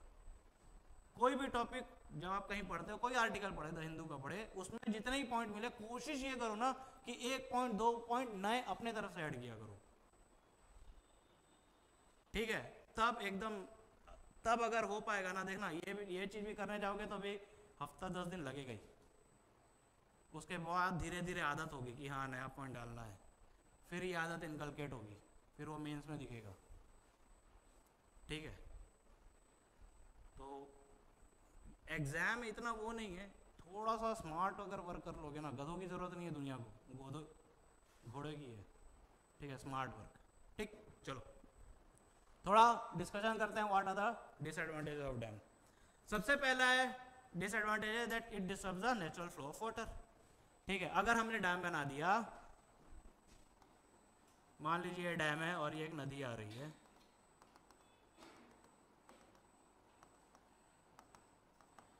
तो ये dam act as a barrier, एक बैरियर का काम करेगा, ठीक है। बैरियर का काम करेगा तो ये इस नदी को आगे नहीं जाने देगा, इसका मतलब ये नदी का जो नेचुरल फ्लो है उसको रोक देगा। अब देखो नदी वो इतने साल से बह रही थी, उस नदी का अपना एक खुद का ही रिवर्स इकोसिस्टम होगा, ठीक है, मैक्रोन्यूट्रिएंट्स, फ्लोरा, फौना, दुनिया भर की चीज़, ठीक है। तो एक तो construction of dams it completely destructs और डिस्ट्रॉय द रिवर इकोसिस्टम, ठीक है। थोड़ा एक ये है कि इस वाले एरिया को कैचमेंट एरिया या रिजर्वायर कहा जाता है, जहाँ पे पानी स्टोर होता है, ठीक है, ठीक। अब देखो इसका एक केस स्टडी इंडिया में ही हुआ, ठीक है। फरक्का बैरेज सुने हो कहाँ है, बंगाल में है, ठीक है। फरक्का बैरेज बना, उससे बंगाल की एक बहुत, कोई बंगाली है नहीं, ठीक है, उसे बंगाल की एक बहुत इंपॉर्टेंट फिश है और उस फिश को बहुत सैक्रेड माना जाता है, बंगालियों में फिश को बहुत पायस माना जाता है, सैक्रेड, ठीक है। मतलब मेरी फ्रेंड थी, उसकी शादी थी, तो हम देखे मछली भी दिया गया था शादी में। ठीक, मछली देते हैं बहुत उसको, इवन दुर्गा पूजा में भी मछली का प्रसाद बंटता है। तो बंगाल में एक मछली है जिसका नाम है हिल्सा, ठीक है, बहुत सैक्रेड उसको बंगाली लोग मानते हैं। उस फरक्का बैरेज के कारण ना हिल्सा फिश के में बहुत एक एडवर्स इफेक्ट पड़ा है। ठीक है, समझाता हूँ क्या है। देखो, फरक्का बैरेज एक ऐसा जगह है ना जहाँ पे ऑलमोस्ट सॉल्ट वाटर थोड़ा पीछे होके आता है। ठीक है, ये जब ये मान लो ये फरक्का बैरेज है, जब ये बैरेज नहीं बना था तो हिल्सा फिश क्या करती थी, मोस्ट ऑफ द टाइम वो यहाँ रहती थी सामने में। ठीक है, थोड़ा सॉल्ट वाटर क्योंकि कॉन्फ्लुएंस है, यही वेस्ट बंगाल भी बे ऑफ बंगाल है और ये है। ठीक है, मोस्ट ऑफ द टाइम वो यहाँ रहती थी और ब्रीडिंग के टाइम पे वो पीछे आ जाती थी। यहाँ अपना ब्रीडिंग अंडा वंडा दिए, बच्चे अच्छे करे, फिर बच्चे लेके वो यहाँ चली गई। ठीक है, माइग्रेशन ईजी था। लेकिन फरक्का बैरेज के बनने से क्या हुआ, जो हिल्सा फिश का माइग्रेशन था, अब यार मछली उतना ऊंचा डैम कैसे कूदेगी, नहीं कूद पाएगी। इसका नेचुरल माइग्रेशन डिस्टर्ब हुआ। इस नेचुरल माइग्रेशन के डिस्टर्ब होने से जो नंबर ऑफ हिल्सा फिश थी वो कम हो गई। ठीक है, एक तो नेचुरली कम हो गई और दूसरा फिशिंग के भी कारण कम हो गई, अनएबिटेड फिशिंग। ठीक है, तो एक तो इसके पॉपुलेशन में सही से डिक्लाइन आया। दूसरा रीजन क्या हुआ ना कि ओवरऑल लॉन्ग टर्म जब इस हिल्सा फिश का के बारे में स्टडी की गई तो ये पता चला कि फरक्का बैरेज के बनने के अब जैसे इसके साइज में भी बहुत डिफरेंस आया है और इसके न्यूट्रिशन कंटेंट में भी बहुत डिफरेंस आया है। ठीक है, पहले न्यूट्रिशन कंटेंट यहाँ पे सॉल्ट वाटर, यहाँ पे फ्रेश वाटर, न्यूट्रिशन भरपूर मिलता था, तो इसको जो कंज्यूम कर रहा था उसको भी न्यूट्रिशन बहुत ठीक ठाक मिलता था। ठीक है, और साइज भी बड़ा बड़ा होता था। अब इसका न्यूट्रिशनल कंटेंट भी कम हो गया है, साइज अब पहले जो इतनी इतनी मिलती थी अभी इतनी मिल रही है। ठीक है, ये पूरा चीज इसीलिए हुआ because the river system has got, river ecosystem को डिस्ट्रॉय कर दिया गया just by disrupting the natural flow of water. आ रही बात समझ में? तो सबसे पहला तो ये है। ठीक है, अब देखो इसमें ना वो सिल्टेशन, सबमर्जेंस ये मैं नहीं पढ़ाऊंगा। ठीक है, कि ये रिजर्वायर बनता है तो आसपास के गांव डूब जाते हैं। ठीक है, वो अंडरस्टैंडेबल है, डूबेंगे। ठीक, पहला ये हुआ।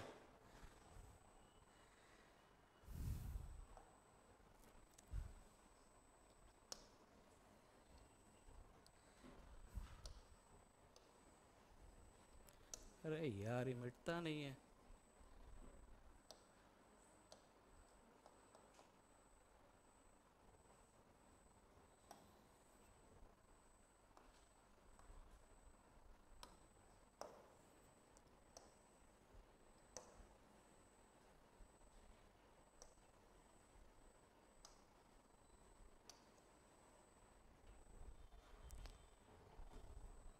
ठीक, दूसरा है कि ये मालूम होगा कि चाइना में ने कितना बड़ा डैम बना दिया, थ्री जॉर्जेस डैम। कौन सा रिवर पे बना है? यांगजे है। ये फट से आना चाहिए, ये तो एसएससी वालों को याद वाला है, तुम लोग यूपीएससी वाले हो। ठीक है, थोड़ा आना चाहिए ये। देखो मैं उन लोग की तौहीन नहीं कर रहा हूँ, लेकिन आना चाहिए। थ्री जॉर्जेस डैम, अब इस डैम ने में इतना वॉल्यूम ऑफ पानी जमा हो गया है that now it has started affecting the earth rotation. ठीक है, वॉल्यूम इतना ज़्यादा हो गया है। ठीक है, इसके बाद दूसरा डैम है हूवर डैम। हूवर डैम देखो यूएस का, हूवर डैम एक इतने इकोलॉजिकली फ्रेजाइल इकोसिस्टम पे बना दिया ना यूएसए ने कि अगर वो जिस दिन टूटा तो कैटास्ट्रोफिक डैमेज होगा। कैटास्ट्रोफिक डैमेज समझते हो, मतलब भयंकर डैमेज हो जाएगा। हूवर डैम जाके फोटो देखना, वो एकदम ऐसी जगह पे बना हुआ है जो इकोलॉजिकली बहुत फ्रेजाइल है। फ्रेजाइल मतलब नाजुक है, वहाँ नहीं बनाना चाहिए था, लेकिन फिर भी बना दिया यूएस ने। जिस दिन वो टूटेगा बहुत बहुत ज़्यादा डैमेज होगा यूएस को। इंडिया की बात करें तो इंडिया में एक डैम बना, टेहरी डैम। पहली बात तो इस डैम को अब हम इसके आदी हो चुके हैं, 20-25 साल बनने में लग गया। ठीक है, 1987 से बन रहा था ये। ठीक है, 2005-6 में कुछ बना ये ठीक ठाक। समस्या ये है कि ये टेहरी डैम जो है ना, इस डैम को बनाने में ऑलमोस्ट एक टाउन है ओल्ड टेहरी टाउन, इसी डैम के ही आसपास, वहाँ के 1 लाख पीपल को डिस्प्लेस किया गया। ठीक है, समस्या डिस्प्लेसमेंट की तो है, लेकिन समस्या ये है कि 1 लाख लोगों का डिस्प्लेसमेंट होने के बाद क्या हुआ, कहाँ जाएंगे वो लोग? छत्तीसगढ़ में ही हो तुम लोग, देख लो, हंस दो, हंस दो, कट रहा है ना, अभी भी कट रहा है, अपन यहाँ बात करें तो भी कट रहा है वो, ठीक है। अदानी दिन रात लाइट लगा दिया है, पूरा काट डालेंगे। लेकिन और फिर हम बोलते हैं कि वल्नरेबल सेक्शन, अभी सोशल जस्टिस पढ़ाऊंगा मैं तुम लोगों को, फिर वल्नरेबल सेक्शंस में भी पढ़ेंगे कि उन लोगों को भगा दिए। रूरल लोग ही है ना वो लोग, तो ये क्या नाम है, क्या फॉरेस्ट ड्वेलर्स हैं, जंगल पे निर्भर हैं, वो लोग जाएंगे कहाँ? कोई स्किल भी नहीं है उन लोगों के पास। समस्या ये नहीं है कि डिस्प्लेस हो गए, चलो घर भी दे दिए, लेकिन दाल रोटी के लिए कुछ ना कुछ तो स्किल होगा ना। उन लोग क्या करेंगे? 1 लाख लोग, 1000-1200 होते तो अलग बात थी। समस्या डिस्प्लेसमेंट की नहीं है, समस्या आफ्टर डिस्प्लेसमेंट है कि वो अनस्किल्ड लोग, वो लोग जाएंगे कहाँ? अब इमेजिन करो ना, कल पता चला कि पिताजी फोन किए कि बुलडोजर एक्शन में गया घर, बस अपने ऊपर सोच के देखो परसों क्या करोगे। ठीक है, हम सोच लेते हैं 1 लाख लोग को डिस्प्लेसमेंट हो गया, और वो अनस्किल्ड लोग, अब उन लोग जाएंगे कहाँ? फिर वो लोग या तो एज अ हाउसमेड, लेबर या एक्सप्लॉइटी होंगे। ठीक है, इसके बाद तीसरा है सबमर्जन सिल्टेशन। ये तो ठीक है, आसपास का जगह जितना भी वो जो रिजर्वायर के में आता है डूब जाता है, और उसके डूबने से आसपास के पेड़ पौधे डूब जाते हैं, जानवर जो है वो अपना जगह छोड़ के दूसरी जगह चले जाते हैं। एंड दैट, देखो चेन जोड़ा करो, जानवर एक जगह से दूसरी जगह चले गए, फिर क्या होगा? फिर वो लोग ह्यूमन सेटलमेंट्स के पास आएंगे, ह्यूमन सेटलमेंट्स के पास आएंगे तो मैन एनिमल कन्फ्लिक्ट बढ़ेगा, फिर हम बोलेंगे चीता घुस गया। अरे तो उसके जगह पे तुमने पॉइंट भर दिया तो वो कहाँ जाएगा? हमें थोड़ी उड़ेगा वो। हम यहां तक सोच छोड़ के सोच देते हैं, खत्म हो गया, ठीक है, शेर चला गया, शेर कहाँ गया? ह्यूमन सेटलमेंट के पास तो जाएगा।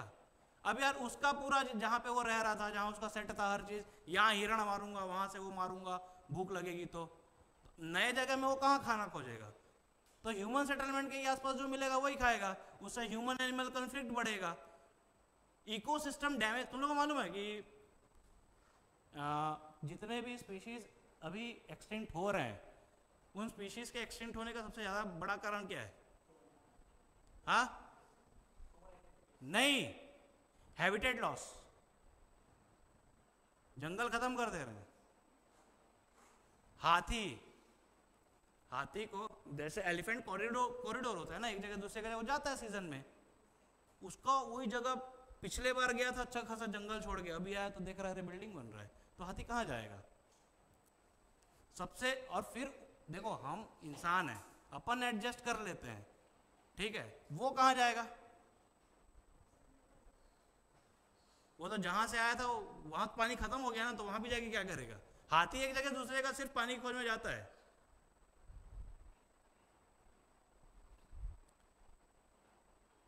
तो वो एडजस्ट नहीं कर पाएगा, तो या तो नेचुरली मर जाएगा या तो हम मार देंगे। अब वो व्यक्ति या वो जानवर जो जीवन भर जंगल में घुमा है, उसको आप जू में ले आके सोना चांदी भी खिलाओगे तो वो नहीं जिंदा रह पाएगा। ठीक है, वो चीता का मालूम है तुम लोग, अभी आगे है भी, चीता का फोटो लाया हूं मैं, ठीक है, 20 ठोक चीता लाए थे अपन, 13 ठोक मर गए, और आखिरी का भी मरा है इस करंट अफेयर में, पवन नाम था। ठीक है, नामीबिया से 8 लाए थे, साउथ अफ्रीका से 12 लाए थे, और जब हमारे पास था तो उसको खत्म कर दिए। ठीक है, और अब वहां से ला रहे हैं कि भाई रह जा, तो भी वो नहीं रह रहे, क्या वो वहां के लिए अडेप्ट हो गया ना। आज ही बात भी चल रही थी, मैं किसी से कर रहा था, और फिर इसमें देखो समस्या ये नहीं है, इसमें आगे चल के पॉलिटिक्स होगा। अगर हम उन चीज़ों को भी ठीक ठाक, हाँ अभी 8 और ले आए तो ओवर अ पीरियड ऑफ 10, 12, 15 साल हो जाएगा ठीक, लेकिन फिर इसमें पॉलिटिक्स होगी। पॉलिटिक्स क्या होगी? देखो अभी चीता बढ़ेंगे तो चीते से क्या, कौन सा नेता याद आता है आप लोग को? मोदी जी लाए थे ना, फोटो खींच रहे थे। अब मान लो एमपी में कांग्रेस की सरकार आ गई तो वो तो ये होने नहीं देगी। रायपुर कभी जाओ आप लोग तो वो फ्लाईओवर क्या बना के रखे थे रमन सिंह, देखे हो? इतना महंगा प्रोजेक्ट, उसको बंद कर दिया। ये रमन सिंह का नाम ना हो जाए। तो ये गंदी पॉलिटिक्स भी है, ठीक है। वापस डैम पे आते हैं। तो डिस्प्लेस जानवर हुए, उससे मैनेजमेंट कॉन्फ्लिक्ट बढ़ा, उससे लॉस ऑफ बहुत सारे क्या नाम है जो वहाँ के नेटिव स्पीशीज हैं वो वल्नरेबल हो जाते हैं, ठीक। इसके बाद एक प्रॉब्लम है ग्रीन हाउस गैस एमिशन का। Dams are very big responsible for the emission of green house gases. कैसे? देखो समझाता हूँ। देखो डैम के ना दो हिस्से होते हैं। मान लो कि एक डैम है, ये नदी है, यहाँ से आ रहा है, ठीक है, ये उसका रिजर्वायर एरिया है। इसके साथ मिक्स हो जा रहा है क्या कलर? ठीक। अब देखो क्या होगा, धीरे धीरे ये रिजर्वायर का जो कैचमेंट एरिया बोलते हैं जिसको, वो बढ़ेगा, ठीक है। इसके आसपास के जितने ही पेड़ पौधे हैं वो इसके नीचे आ जाएंगे। देखो अब इसके दो डैम के दो साइड है, इस साइड को हम अपस्ट्रीम साइड बोलते हैं और इस साइड को डाउनस्ट्रीम, ठीक है, दिख रहा है, ठीक है। तो अब यहाँ पहले फॉरेस्ट वगैरह था, पानी बढ़ा तो ये पेड़ पे पौधे पूरे गिर के पानी के नीचे आ गए, पानी के नीचे आ गए, बहुत दिन तक पानी में रहेंगे तो सड़ेंगे। और ऐसा भी नहीं है कि 1-2 स्क्वायर फीट जमीन नीचे आती है, कई कई एकड़ जंगल डूब जाते हैं। उस कई एकड़ जंगलों में कितने पेड़ होंगे जो इसके नीचे आ गए होंगे, कितने पेड़ सड़ेंगे, सड़ेंगे तो क्या निकलेगा? कार्बन डाइऑक्साइड और मीथेन, ग्रीन हाउस गैसेस निकलेंगे, ठीक है। तो अपस्ट्रीम साइड में भी ये हुआ, ठीक है। अब डाउनस्ट्रीम साइड में क्या है, चलो पूरा पानी को तो हम यहाँ पर बांध दिए, ठीक है, यहाँ पे बहुत साल तक नहीं था तो यहाँ नए नए पेड़ पौधे उग गए, लेकिन कभी ना कभी तो इसका गेट खोलेंगे, और जब गेट खोलेंगे तो ये डाउनस्ट्रीम के जितने भी पेड़ पौधे हैं वो क्या होंगे? वो भी डूबेंगे, वो भी सड़ेंगे। They too will emit green house gas, ठीक है। और जब जब यहाँ का गेट खुला तब तब ये डूबे, तब तब सड़े, तब तब ग्रीन हाउस गैस एमिट हुआ, ठीक है। तो ये सारी रिसेंट फाइंडिंग है, मैं बता रहा हूँ that dams are very much responsible for green house gas emission, ठीक है। ये 1-2-4 पेड़ की बात नहीं है, हम इमेजिन भी नहीं कर सक रहे हैं कि कितने पेड़ अंदर आते हैं इसके, ठीक है, जो एक्चुअली में कार्बन सिक्वेस्ट्रेशन समझते हो? कार्बन सिक्वेस्ट्रेशन का जिनका काम होना चाहिए, they are now the source of carbon emission, ठीक है। इसके बाद ड्रॉट। डैम्स को इसलिए बनाया गया था कि सूखा नहीं पड़ेगा, लेकिन अभी ये नया चीज दिख रहा है, ठीक है, कि डैम जहां जहां पे है वहां पे भी सूखा पड़ रहा है। क्यों सूखा पड़ रहा है थोड़ा समझते हैं। कुछ नहीं, थोड़ा साइंस है।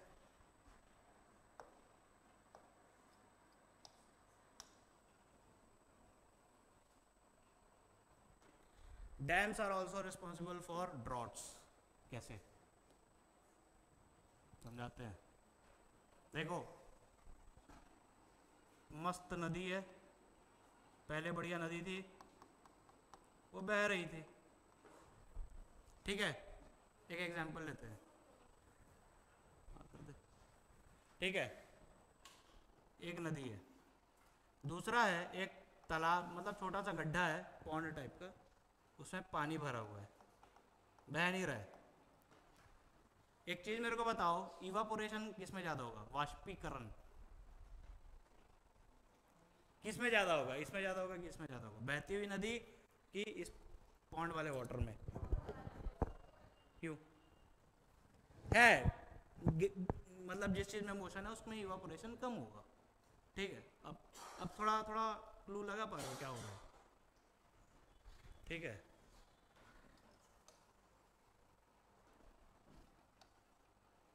डैम है, पहले नदी बह रही थी, अब डैम का पानी पूरा यहाँ स्टोर हो गया है। इसका मतलब एरिया अंडर द वाटर क्या हुआ है? बढ़ गया, बढ़ गया। सूरज को ज़्यादा एरिया मिला इवापोरेशन करने का, तो जाहिर सी बात है ना, वो ज़्यादा इवापोरेट करेगा, ठीक है। अपस्ट्रीम साइड की बात ये हो गई। डाउनस्ट्रीम साइड में भी देखो, कभी बांध गए हो, ये यहाँ कोरबा के पास में कौन सा डैम है? ये बांगो डैम। वहाँ कभी जाना तो उसका डाउनस्ट्रीम देखना, वहाँ डाउन स्ट्रीम में कंटिन्यूस फ्लो ऑफ वाटर नहीं रहता है, पानी रहता है लेकिन ना ऐसे छोटे छोटे गड्ढों में फंसा रहता है वो पानी, कभी जाके देखना, ठीक है। तो जाहिर सी बात है यहाँ से भी तो इवापोरेशन ज़्यादा होगा, डाउन स्ट्रीम में भी अपस्ट्रीम में भी, ठीक है। और ऐसा नहीं है कि यहीं इवापोरेशन हुआ यहीं बारिश हो गई, ऐसा भी नहीं हो पाएगा। सो अल्टीमेटली अगर ये चीज़ लॉन्ग पीरियड तक चलते रही तो आसपास के एरिया का जितना भी ग्राउंड वाटर लेवल है ना वो कम हो जाएगा, ये देखा गया है। क्यों? क्योंकि डैम्स हमेशा हाई साइड में बनाया जाता है, अब पानी ऊपर से नीचे आने के लिए पानी को एक पर्कोलेशन रेट होता है, सोखने की क्षमता मिट्टी की, ठीक है। तो ये इफेक्ट होता है due to increase rate of evaporation which in turn is responsible due to increase, क्योंकि वाटर का सरफेस बढ़ गया है। आ रही बात समझ में? ठीक है। और इसके बाद एक साइकोलॉजिकल फैक्टर है कि अगर आप बांध के आसपास वाले एरिया में रह रहे हैं तो आपके दिमाग में हमेशा चलता रहेगा कब फट जाएगा कब फट जाएगा कब फट जाएगा, ठीक है। आपको नहीं बोलना चाहिए केरला फ्लड्स, आप लोग भी ठीक ठाक थे, ठीक है। केरला फ्लड टोटल मिसमैनेजमेंट था, अभी तक केरल नहीं उब पाया उस चीज से, ठीक है। डॉक्यूमेंट्री है नेशनल ज्योग्राफी पे, थोड़ा देखना उसको, और वो पूरा मैन हैंडलिंग था और उसका कॉज एंथ्रोपोजेनिक है, नेचुरल कॉज नहीं है, बारिश तो गिरी थी, ठीक है। हमेशा ये जो रिसेंट डेवलपमेंट्स होती रहती है ना, केरल डैम, इसको 1-2 साल बाद भूला मत करो, ठीक है। ये सारी चीज लिखोगे तो हाँ चेकर को समझ में आएगा कि नहीं बहुत टाइम से पढ़ रहा है, ग्राफ बहुत लंबा है इसका, ठीक है। टेरी डैम, ये डैम, वो डैम, ठीक है। इसमें आप लिख सकते हो constant fear, psychological effect, recent example भी केरला फ्लड हमने देखा है इंडिया में, ठीक है। कोशिश करो एग्जांपल्स देने की, इंडिया के दोगे तो ज़्यादा अच्छा है अपने आंसर राइटिंग में, ठीक।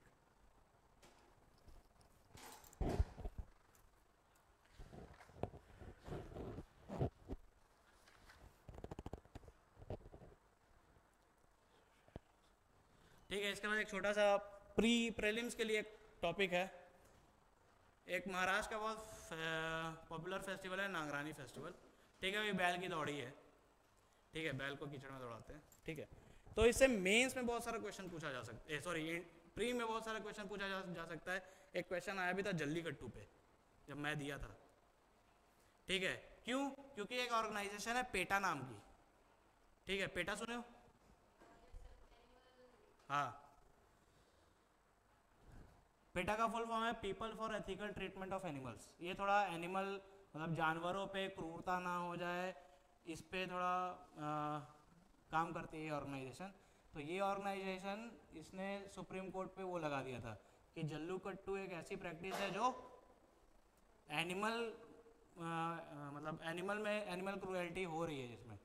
तो eight that time supreme court ने जल्लीकट्टू पे बैन लगा दिया था, ठीक है। तो मैच द फॉलोइंग में आया था कि फिर वो ये टॉपिक प्रॉप हुआ कि और कौन कौन से ऐसे रीजनल फेस्टिवल्स हैं which involves animal in their recreation और इन देयर कंडक्ट, ठीक है। तो ऐसे ही एक लिस्ट है और वो लिस्ट ये है, ठीक है। ये पेटा के बारे में है, पेटा का साइन ये है, ठीक है। विजुअल थोड़ा अच्छा रहता है। काम की चीज़ ये है, जल्लीकट्टू कहाँ होता है? Jallikattu is carried out in Tamil Nadu, ठीक है। धिरोई ये गोवा का एक लोकल फेस्टिवल है। इसके बाद तीसरा है कंबाला, कर्नाटका। कंबाला रेसिंग भी अभी 2-3 साल पहले न्यूज़ में थी, ठीक है। ये कहाँ होता है? कर्नाटका और केरल में, ठीक है। इसके बाद चौथा है बुलबुल सोरई जुई। ये एक बुलबुल चिड़िया को पकड़ा जाता है इस फेस्टिवल के लिए, जिसके कारण असम के एरिया में बुलबुल चिड़िया की पॉपुलेशन थोड़ी कम हो गई है, ठीक है। वो लोग बुलबुल चिड़िया को पकड़ के आपस में लड़ा देते हैं, ठीक है। बुलबुल सोरई जुई ये असम का एक रीजनल फेस्टिवल है। और इंडिया में छत्तीसगढ़ में आप अगर देखोगे तो मुर्गा लड़ाई बहुत होता है। वो एक ब्रीड होती है असील करके, देखे हो मुर्गे की, लंबे लंबे, मेरे पास है, मैं मुर्गे पालता हूँ। नहीं, मेरे पास भी बस्तर जितना नहीं है लेकिन है मेरे फार्म में, ठीक है। उसकी बहुत लड़ाई होती है। अब तो बैन हो गया है, ठीक है। पहले यहाँ पे कांकेर में एक जगह थी चरामा, ठीक है। भुक्तभोगी ज़्यादा जाने का, मैं जाता था अपने भाई के साथ, तो वहाँ बैन हो गया है। अब ये मेरे ख्याल से सदर्न बस्तर साइड कहीं रह गया और आंध्र प्रदेश में बहुत होता है। आंध्र प्रदेश में असील मुर्गे की ब्रीड बहुत अच्छी है, उन लोग कंजर्व करके रखे हैं, ठीक है। इसको रूस्टर फाइटिंग भी बोलते हैं। तो ये मैच द फॉलोइंग में हो सकता है आ जाए कि कौन सा which of this is correctly match incorrectly match, ये सब में, ठीक है। ये अभी न्यूज़ थी वो क्या नाम है, नांगरानी फेस्टिवल वो आया था अभी, इसलिए ये है। छोटा टॉपिक था, इसके बाद अच्छा टॉपिक है एडल्ट लिटरेसी। थक जाओगे तो बताना कि इस टॉपिक के बाद खत्म करें। 3 बजे से बैठे हो तुम लोग।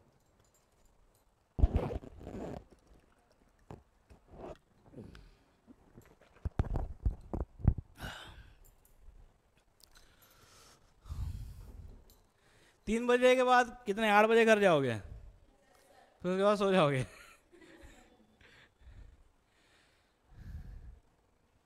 क्या करेगी?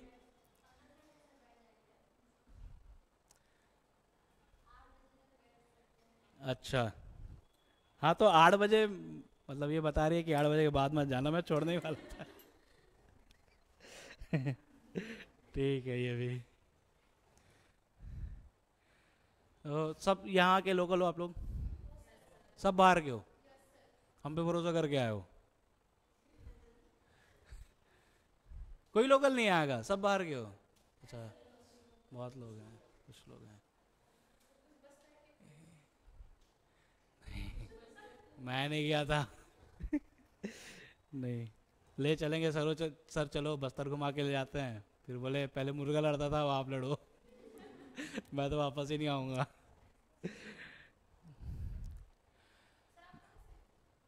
ओरिजिनली बिहार के हैं इसलिए आए। वहाँ नौकरी नहीं है। अरे नहीं है, बिहार में मेरे रूट्स हैं, बेसिकली मैं भिलाई का ही हूँ, ठीक है।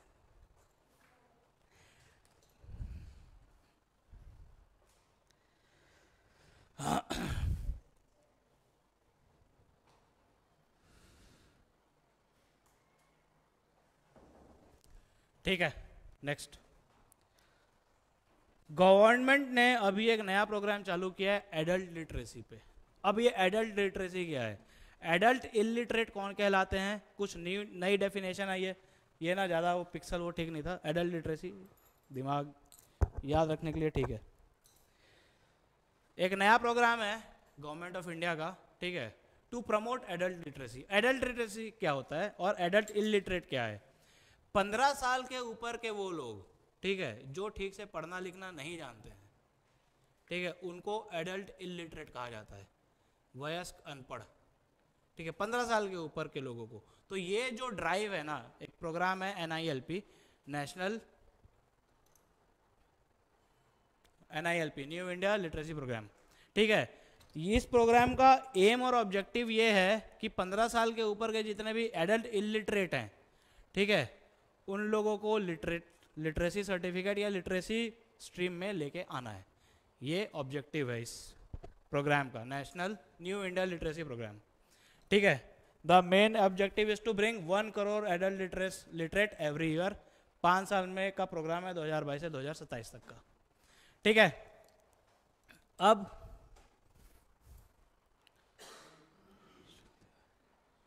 ठीक है, अब इस प्रोग्राम में की जो खास बात है वो ये है कि इस प्रोग्राम में 2 चीज़ों का डेफिनेशन दिया गया कि एक एडल्ट लिटरेट कौन होगा, who can be considered as a adult literate person, और दूसरा कि भाई हम स्टेट को भी तो कैटेगराइज करते हैं ना, fully literate state, illiterate state.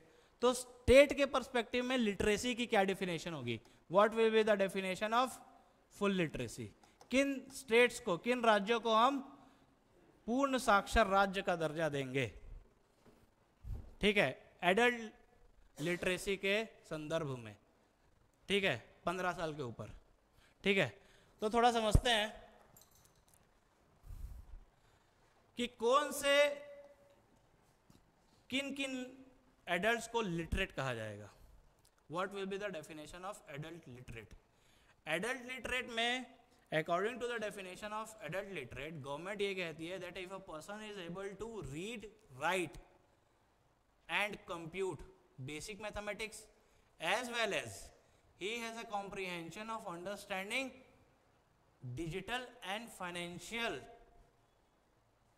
things which is going on. इसका मतलब देखो 5 मेन कंपोनेंट है इफ एन एडल्ट की अगर किसी वयस्क को साक्षर है वो सर्टिफिकेट देने के लिए सबसे पहले तो he should be able to read, write और कंप्यूट. कंप्यूट का मतलब गिनती करना, कम से कम पैसे तो गिनने आने चाहिए. ठीक है. Read, write and compute comprehensively. Comprehensively मतलब जो वो पढ़ रहा है वो उसको समझ में भी आना चाहिए. ये तो कई होते हैं पढ़ लेते हैं फिर बोलते हैं समझा, तो बोलता है समझाना समझा नहीं, बस पढ़ लेता हूँ. ठीक है. ऐसा व्यक्ति जो समझ के साथ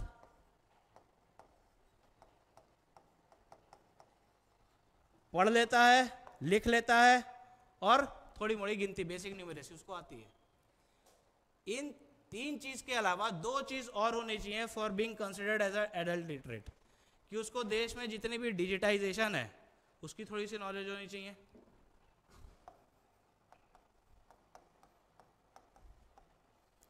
अवेयर होना चाहिए देश में हो रहा है डिजिटाइजेशन और फाइनेंशियल इंक्लूजन का.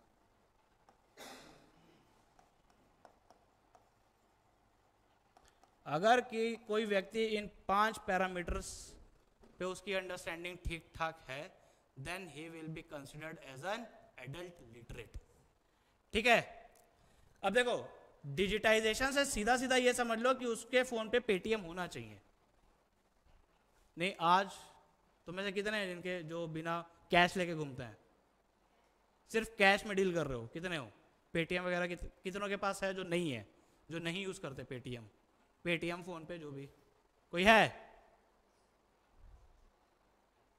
ठीक है. वो सिचुएशन इमेजिन करो कि मतलब अब देखो कहने का मतलब ये है ना कि अब ये चीजें नॉर्मल हो चुकी हैं, सब फोन पे यूज कर रहे हैं, सब ये कर रहे हैं, सब स्कैन कर रहे हैं, सब्जी वाला भी रखा हुआ है. ठीक है. उसको उसकी भी समझ होनी चाहिए. फाइनेंशियल इंक्लूजन मतलब जनधन योजना, कि कम से कम एक फॉर्मल बैंक अकाउंट होना चाहिए. ये 5 चीज अगर किसी के पास है then he will be considered as a adult illiterate. अब देखो ऐसा नहीं है, उसको एडल्ट लिटरेट होने का सर्टिफिकेट भी देती है सरकार. ठीक है. अगर कोई एडल्ट इलिटरेट आदमी है, ठीक है, तो उसको एक एग्जाम में अपीयर होना पड़ता है. उस एग्जाम का नाम है FLNAT, foundational literacy and numeracy assessment test. ठीक है. एकदम बेसिक लेवल का ये टेस्ट होता है. ठीक है. उसको इस एग्जाम को पास करना पड़ता है FLNAT, then he will be given a certificate of being a literate. ठीक है. कुछ खास वो नहीं है. खास ये है थोड़ा कि हमारे देश में कितने इलिटरेट हैं, कितने बच गए, हम क्या चाह रहे हैं. देखो 2011 में जो सेंसस हुआ था ना, उस सेंसस में ये पता चला कि अभी भी हमारे देश में 25 करोड़ एडल्ट्स मतलब 15 साल से ऊपर के 25 करोड़ लोग अभी भी इलिटरेट हैं. ठीक है. हमारी पॉपुलेशन उस टाइम कितनी थी?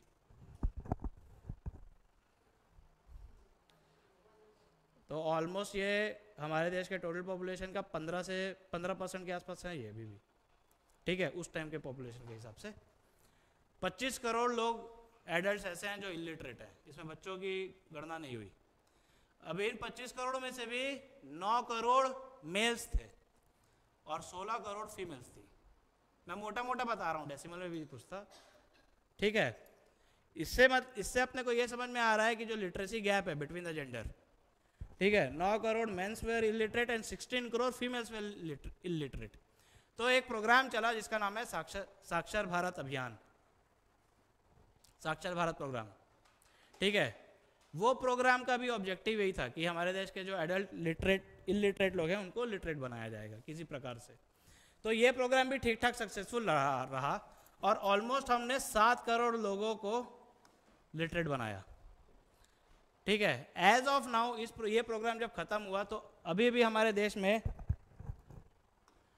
18 करोड़ एडल्ट्स ऐसे हैं जो अभी भी इलिटरेट हैं. So this programme aims to remove और reduce the number of adult illiterate person in our country. ठीक है. देखो लिटरेसी इसलिए जरूरी है ना क्योंकि अगर ये लिटरेट नहीं होंगे so they are at the verge of being vulnerable. ठीक है, अति संवेदनशील वर्ग होने के बहुत पास में है, जो अनपढ़ आदमी है। He can be easily exploited, उसको आसानी से एक्सप्लॉइट किया जा सकता है, उल्लू बनाया जा सकता है, कुछ भी किया जा सकता है। ठीक है, तो ये एक था NILP, new India literacy programme. और तो कुछ नहीं था इसमें। ठीक, इसके बाद चंद्रयान 3 है, ये आधे घंटे का है। ठीक है, नहीं बहुत इंपॉर्टेंट फाइंडिंग्स हैं, और थोड़ा थोड़ा फिर ये भी है इसमें, ये समझना है कि मून कैसे बना था, तो आज मत पढ़ो। ठीक है, थोड़ा देख लेते हैं, कुछ है 5 मिनट का तो। हाँ ये अच्छा है, दीनदयाल स्पर्श योजना। ठीक है, ये अभी रिसेंट में लॉन्च हुई योजना है। ये योजना फिलैटली को प्रमोट करती है। फिलैटली क्या होता है? फिलैटली मतलब the art of collecting stamps. Stamps collect करने का जो हॉबी या आर्ट है ना, उसको फिलैटली बोलते हैं। इस प्रोग्राम के अंतर्गत फिलैटली जो प्रैक्टिस कर रहे हैं, जिनकी हॉबी है, they will be given a scholarship of 6,000 रुपये पर ईयर। दीनदयाल स्पर्श योजना। ठीक है, इट प्रमोट्स फिलैटली। ये philately is the art of collecting stamps. Stamps मतलब ये। ठीक है, दीनदयाल स्पर्श योजना। इसके बाद एक छोटा सा वो भी था,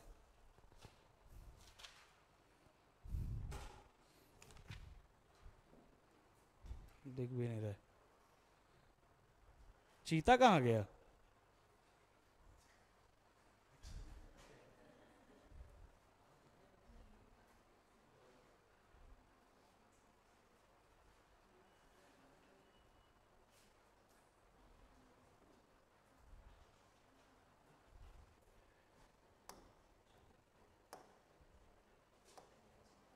पता नहीं कहाँ है। चीता कॉन्टेक्स्ट के बाहर हो गया है। लाया था मैं चीता की फोटो।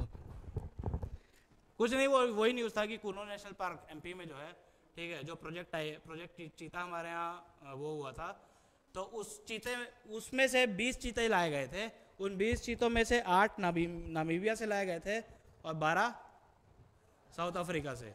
उसमें से जो आखिरी फ्री रेंज चीता था, देखो फ्री रेंज चीता मतलब वो चीता जो खुला घूम रहा था, ठीक है, उसका नाम पवन था, वो भी डेड पाया गया था अभी 26, 27, 28 तारीख को ही, ये 3-4 दिन पहले ही। ठीक है, तो उससे रिलेटेड वो न्यूज़ थी। ठीक है, और टोटल 20 ऐसे चीते लाए गए थे जिसमें 13 खत्म हो चुके हैं। ठीक है, 7 बचे हैं और अब वो 7 फ्री रेंज में नहीं है।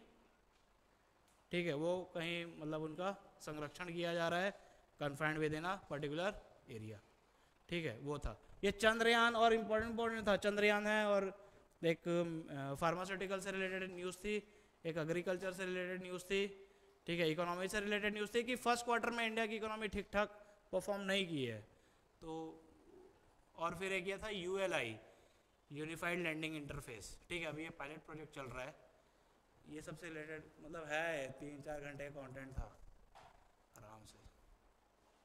ठीक है, लेकिन पहले दिन के लिए इतना काफ़ी है, मेरे लिए भी काफ़ी है कि मेरा भी पहला लेक्चर था। ठीक है, पहली बात तो ये पता नहीं कि अपन जाएंगे कैसे, लेकिन मेरे को ऐसा लग रहा है ठीक गए अपन। ठीक है, ठीक है, थैंक यू। ठीक लगा? ओके।